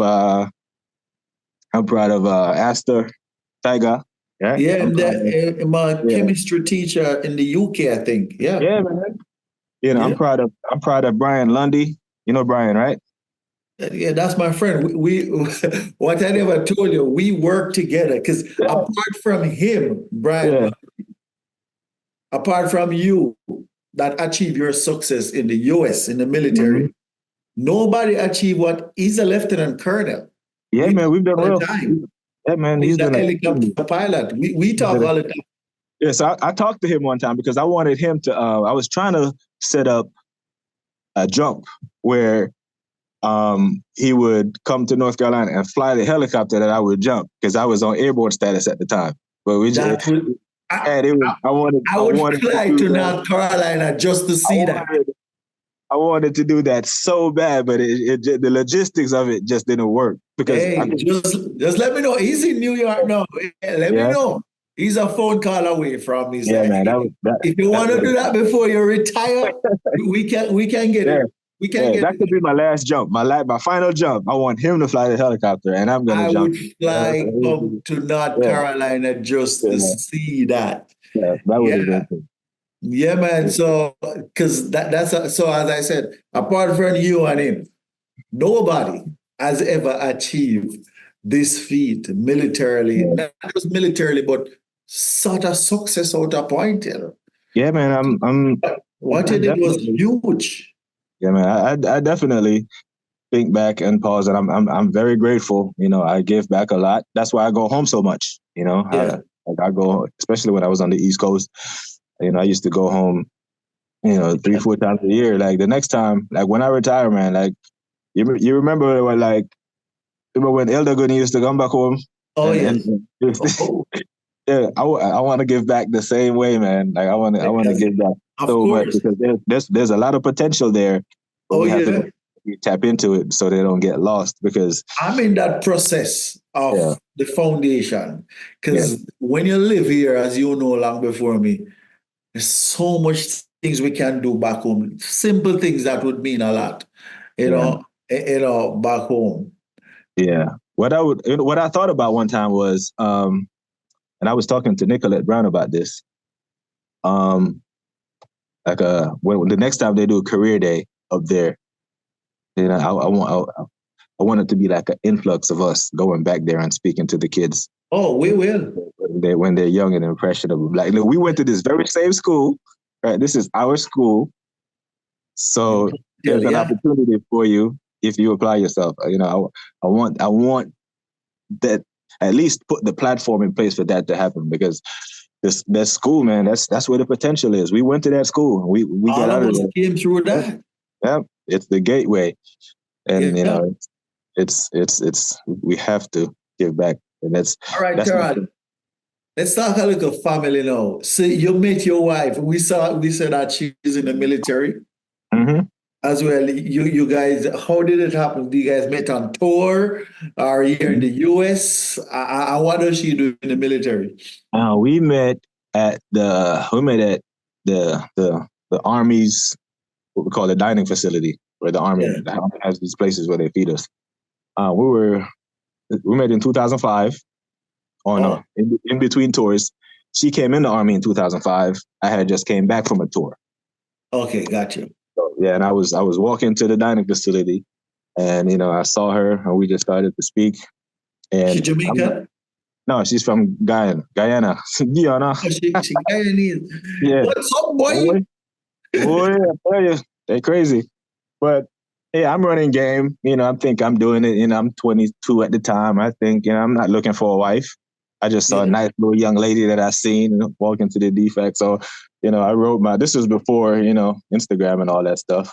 yeah, I had pen and paper. I yeah, wrote my name and number on the piece of paper. And yeah, I never seen this woman before, right? But I know she was new because I go to that dining facility all the time. yeah. And I wrote my name and number on a piece of paper. As I finished eating, I walked over to her table and I said, "Hey, here's my name and number. If you call this, I'll change your life." And walked away.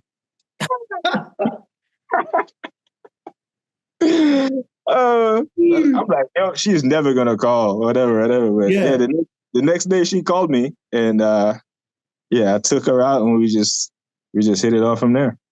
yeah. That's good. That's good, man. Oh, wow. How many kids you have, Taron? I got two boys. Yeah, me too. Two boys. Yeah. Yeah, yeah. What age group?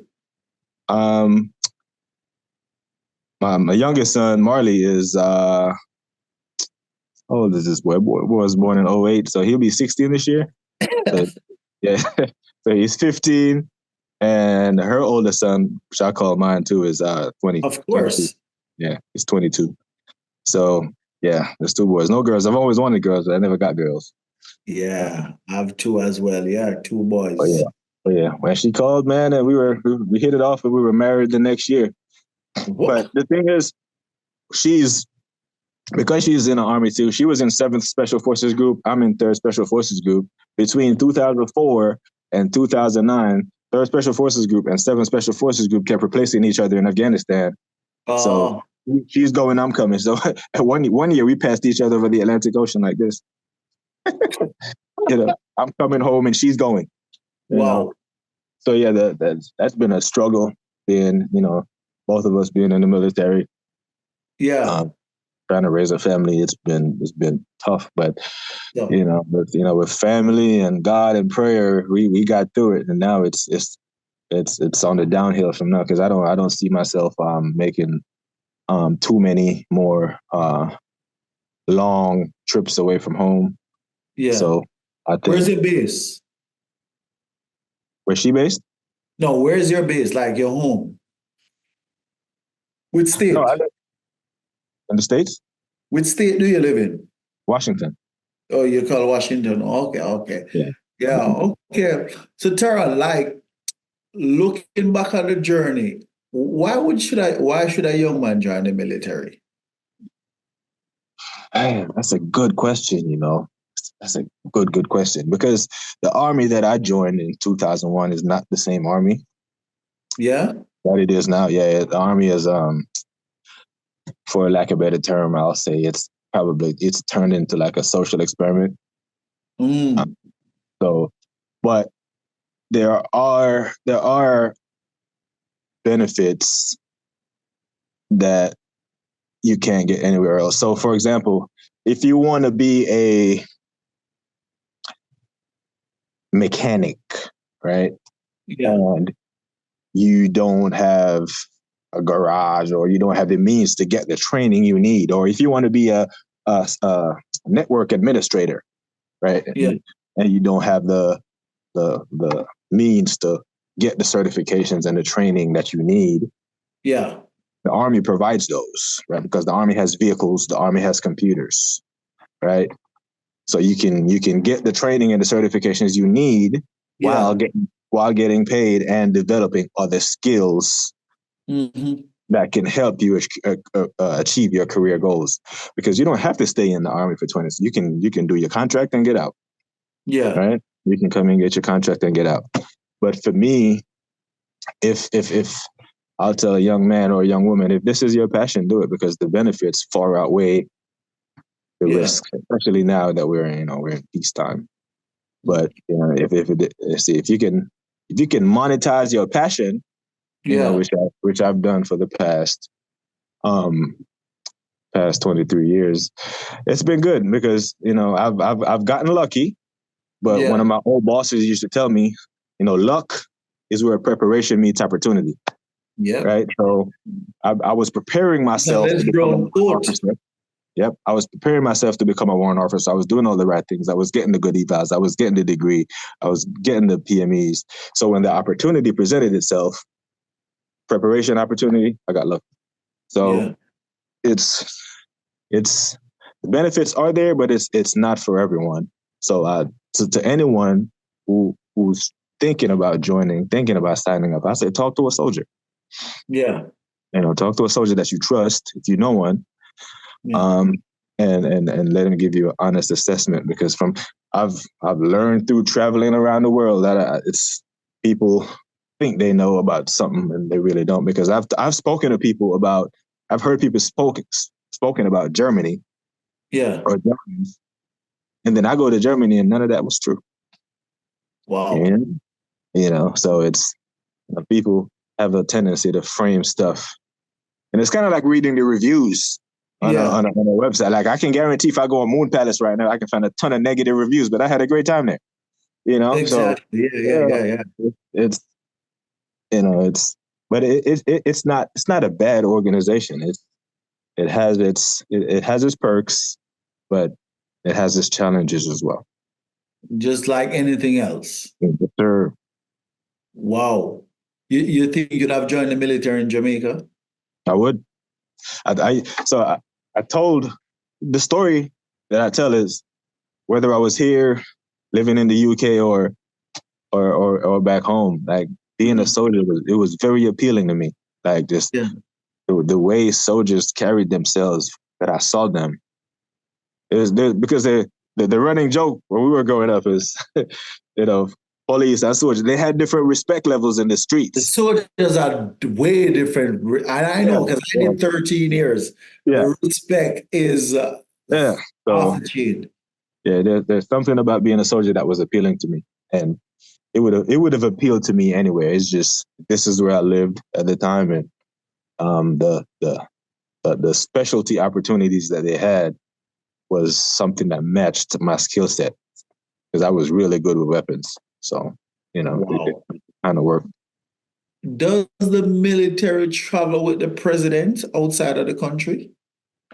They have a special program that you have to apply for. So they have all kind of special programs that you can, because they pick from within, right? The Department of Defense people. So if you're like I said, computers earlier, they have this thing that they call White House comms, White House communications. If you are really good at communication systems, you can apply to go work for White House comms, because they want the very best of the best. Which is right. Yeah. So the opportunities are there for you to excel in so many directions. So yeah, if you want to challenge yourself to do that, the problem for me is the only people that can carry weapons around the president of the Secret Service, right? Yeah. So yeah, Oh. I didn't get those opportunities, but So yeah. my military story with the U.S. is that I was there when Obama came. Taron, I've never seen anything like that before. Mm-hmm. Never in my, first of all, about a month before, guys were underground in Jamaica, occupying where because I work in the Air Force, Mm-hmm. occupying our military. They're telling us what is going to happen. Mm-hmm. You know what I mean? Yeah, that's how it You know, is. and you guys came with everything. I've never seen anything like this before. The tents are stated, and then you guys left them. Mm-hmm. Like, Yeah. Yeah, that's how Taron, they operate, man. That's how they operate. Like they when he travels, Taron, it was a takeover. Both yeah, airports were shut. You yeah. know, Bobby, Kingston. I saw Mm-hmm. the some of you guys fighter jet, the helicopters. About 5, 6 Chinooks came. Yeah.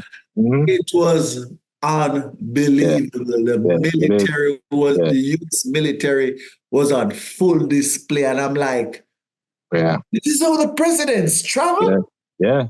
That's how they travel. Even when they come to us, their own people because I work for him. Like Yeah, he's the commander in chief, but if he comes to Washington now, yeah, like everything that we do, they have to come here. They come here like a month before or whatever you say, and they have to make sure that they know everything about the building. They know all the escape plans, what brand is the AC dug, where they know they do so much due diligence that yeah, it's highly safe. They have these buffers and these barriers, right? yeah, That goes outwards. And yeah, yeah, you see him in DC all the time. Like you go to DC and you see him. You ever see the a cop pulls out and blocks off traffic, and then you see about 15 Suburbans go down the road at like 80 yeah. miles an hour. You know what's up. That's how they travel. Wow. But yeah. One last question I gotta ask though, and you can circumvent in your answer. Do you think we're the best in the world now, militarily?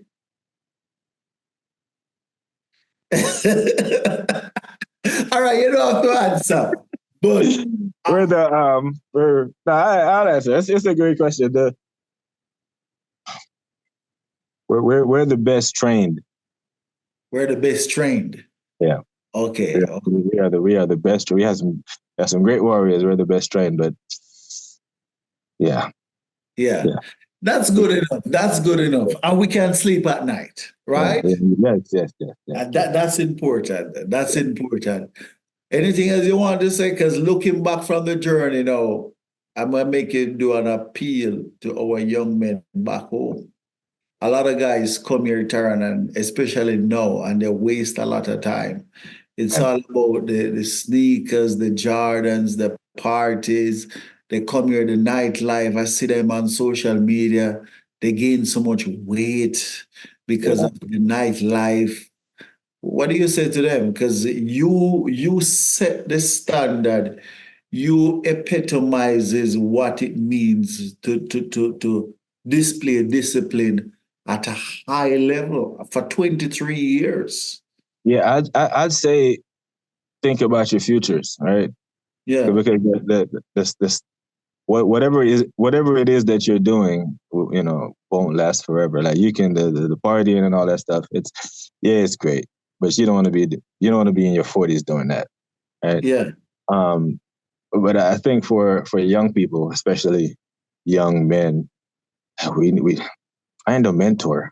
We need mentors, man. yeah, We yeah, need yeah, Because with mentorship comes accountability, right? If I'm mentoring you, I'm going to hold you accountable for the things or the path that I set you on. Like I have a lot of people that are mentors.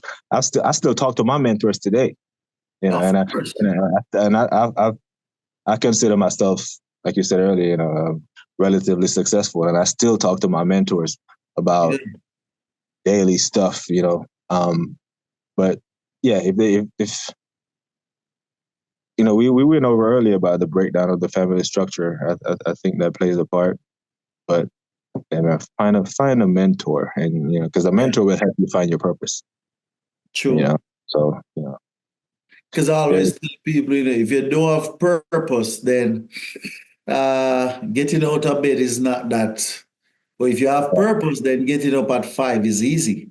That's it, man. It's like I haven't set an alarm clock in 20 years. Like my wife thinks I'm crazy. It doesn't matter what time I got, even on the weekdays or even on weekends when I wake up early. She's like, it's a weekend, why are you getting up early? It's just, it's time to get up and be productive. And it seemed to me like that follows you throughout the military, because Taron, I'm telling you, on weekends, my wife literally begged me to stay. Yeah. Late, because I'm getting up late for me. 7 o'clock and that's on weekend, and that's because I'm trying to lay down. Yeah. It's like I gotta get up. Because for 13 years in the military is every morning, early morning, nonstop. Yeah. And it really helps me, man, because especially living on the West Coast, I have to get up early to watch the Premier League, right? Especially if we got that early kickoff, especially being in a title race. Boy, I tell you, it's been rough. It's been rough these past 2 years trying to watch these boys win a title after 20 years. But I see a meltdown when Brighton had y'all up 3-0. Taron, what happened to Arsenal? Taron, I said, okay, last year I said, it's Arsenal here. I even called my cousin in the UK. He's a diehard Arsenal fan. I said, this is Arsenal going down to the stretch. And then I see you guys drop gear, and I said to my cousin, the light is too bright. Yeah. These guys are too young. They're not ready for this bright light as yet. Yeah, all of them great players, but it seemed to me that the light is too bright. Yeah, it was too bright. And the thing is, I step away from the tree and look at the forest, right? Yeah. For the bigger picture. And I'm thinking to myself, how is this team competing? How is this team competing with Klopp and Guardiola? Because Liverpool and Manchester City have a better manager, better squads, and they've done it before. They have the know-how. So when I saw your manager is Pep protege. Yeah, but the big decisions were still Pep's though. He was a coach. Right? I think Arteta learned last year that being a coach and a manager completely. And the thing is, Arteta has never managed before. Yeah, true. Right? If he had managed somewhere before, I think he would have done certain things differently. But he was learning on the job for one of the biggest clubs in England in a title race. Like it light got too bright for him too, because there were so many mistakes. Bro, I almost got kicked out of a hotel in Switzerland during the Liverpool game. We were with the 2-2 when I saw the midfield getting overran and dude is standing there doing this. I'm like, do something. We're getting... And people almost like, hey, because you know how football get, we passionate. Oh, yeah. But I don't... This year, I'm surprised that he's done certain things, but the reality, like this game coming up on Sunday. We're playing Sunday. City. This is it. The winner of this game, but I think it's going to be 1-1 anyway. But the thing is, where is it playing? Arsenal? Emirates? We already beat them at the Emirates. This was at their ground. The bottom line is, right, if Manchester City at their best, Arsenal at their best, City win. Right? That is true. They have a world-class midfield. Kevin De Bruyne, that guy. They got Kevin De Bruyne, they got Rodri and Bernardo Silva. Those three players in your midfield, I'm like. Then you got Foden out on the end, and you got the alien up front. Oh, it's difficult to compete with that. But so you're going to win this year? You're going to win this year? One game at a time. Hold on. After 2001, 2002, year one, right? We won it that year, yeah. We did the double. Matter of fact, we won it that year at your ground.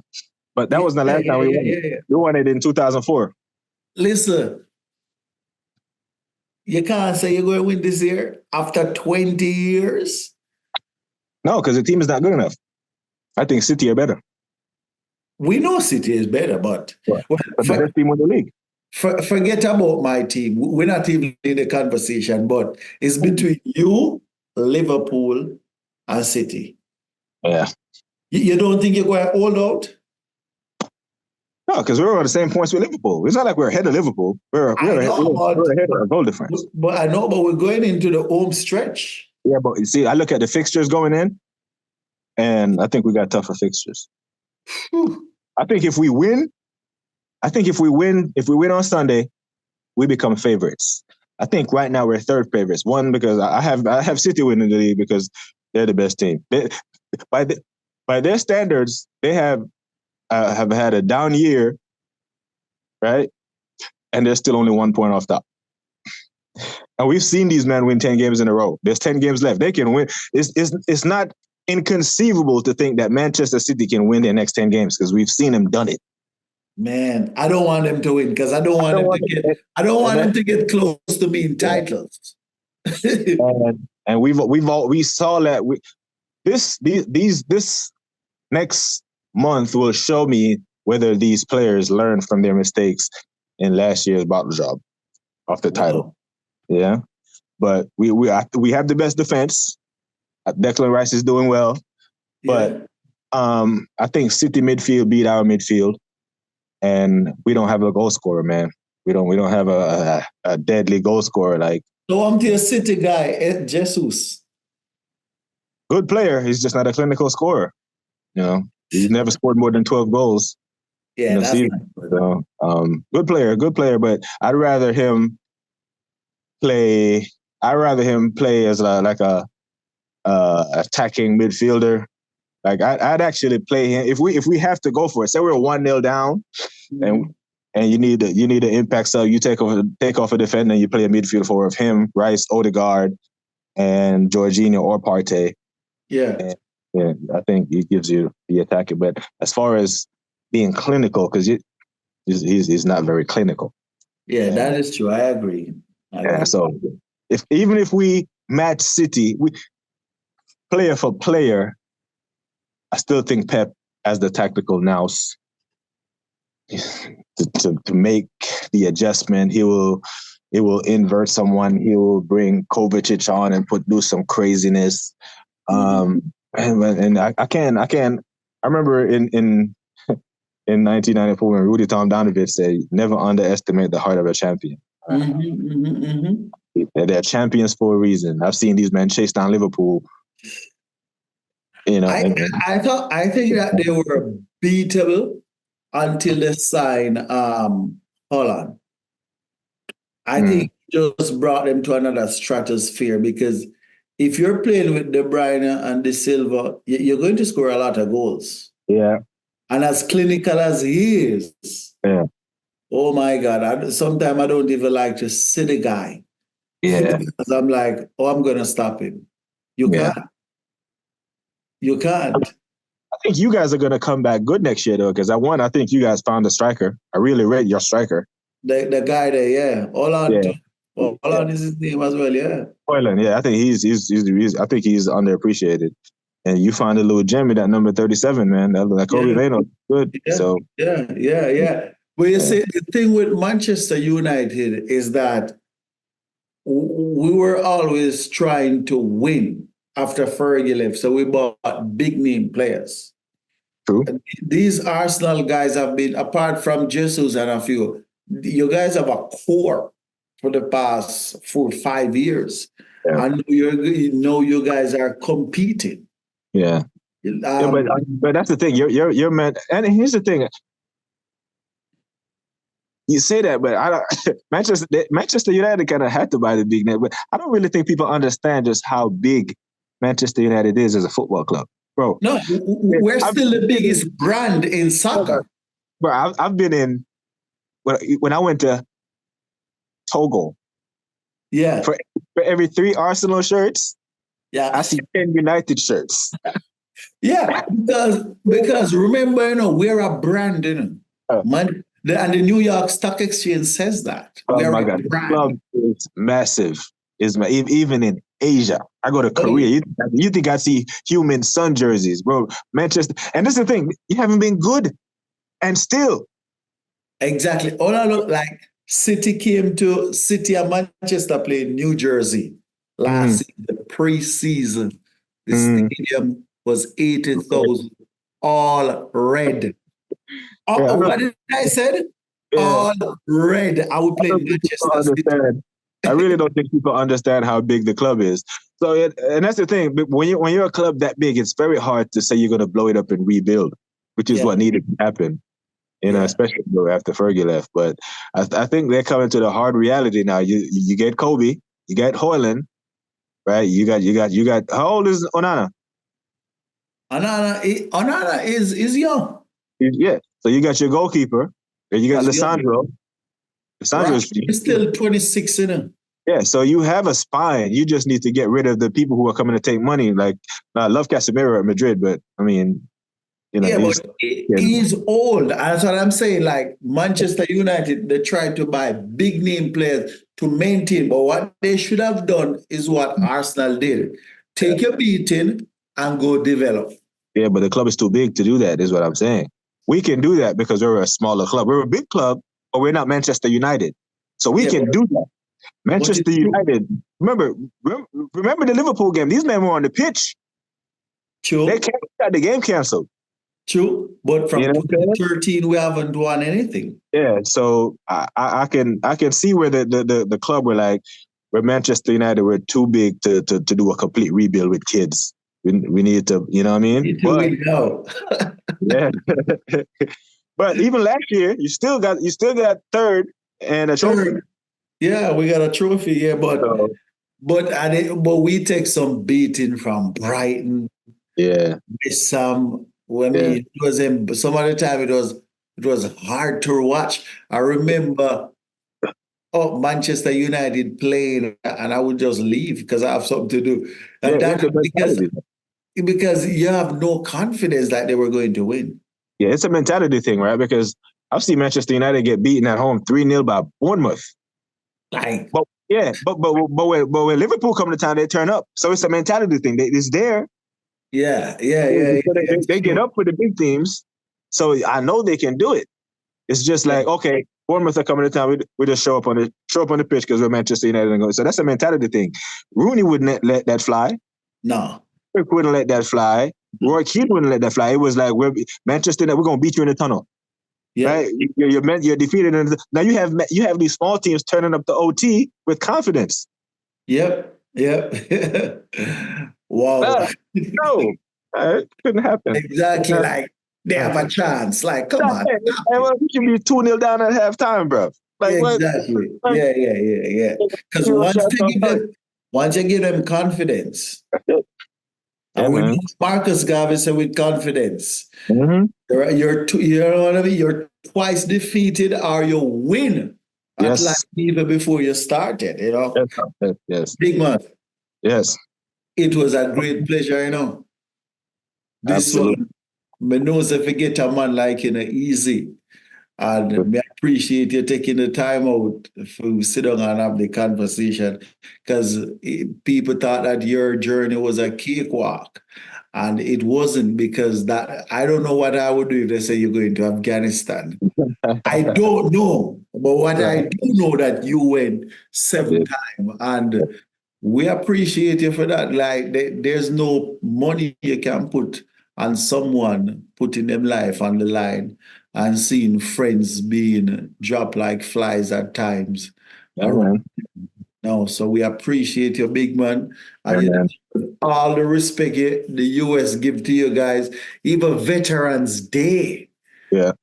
I mean, you could eat at any restaurant in America, in some states. I don't know if all the states. Most of them. Just because of the respect. Yeah. It's unprecedented, big man. So we appreciate you.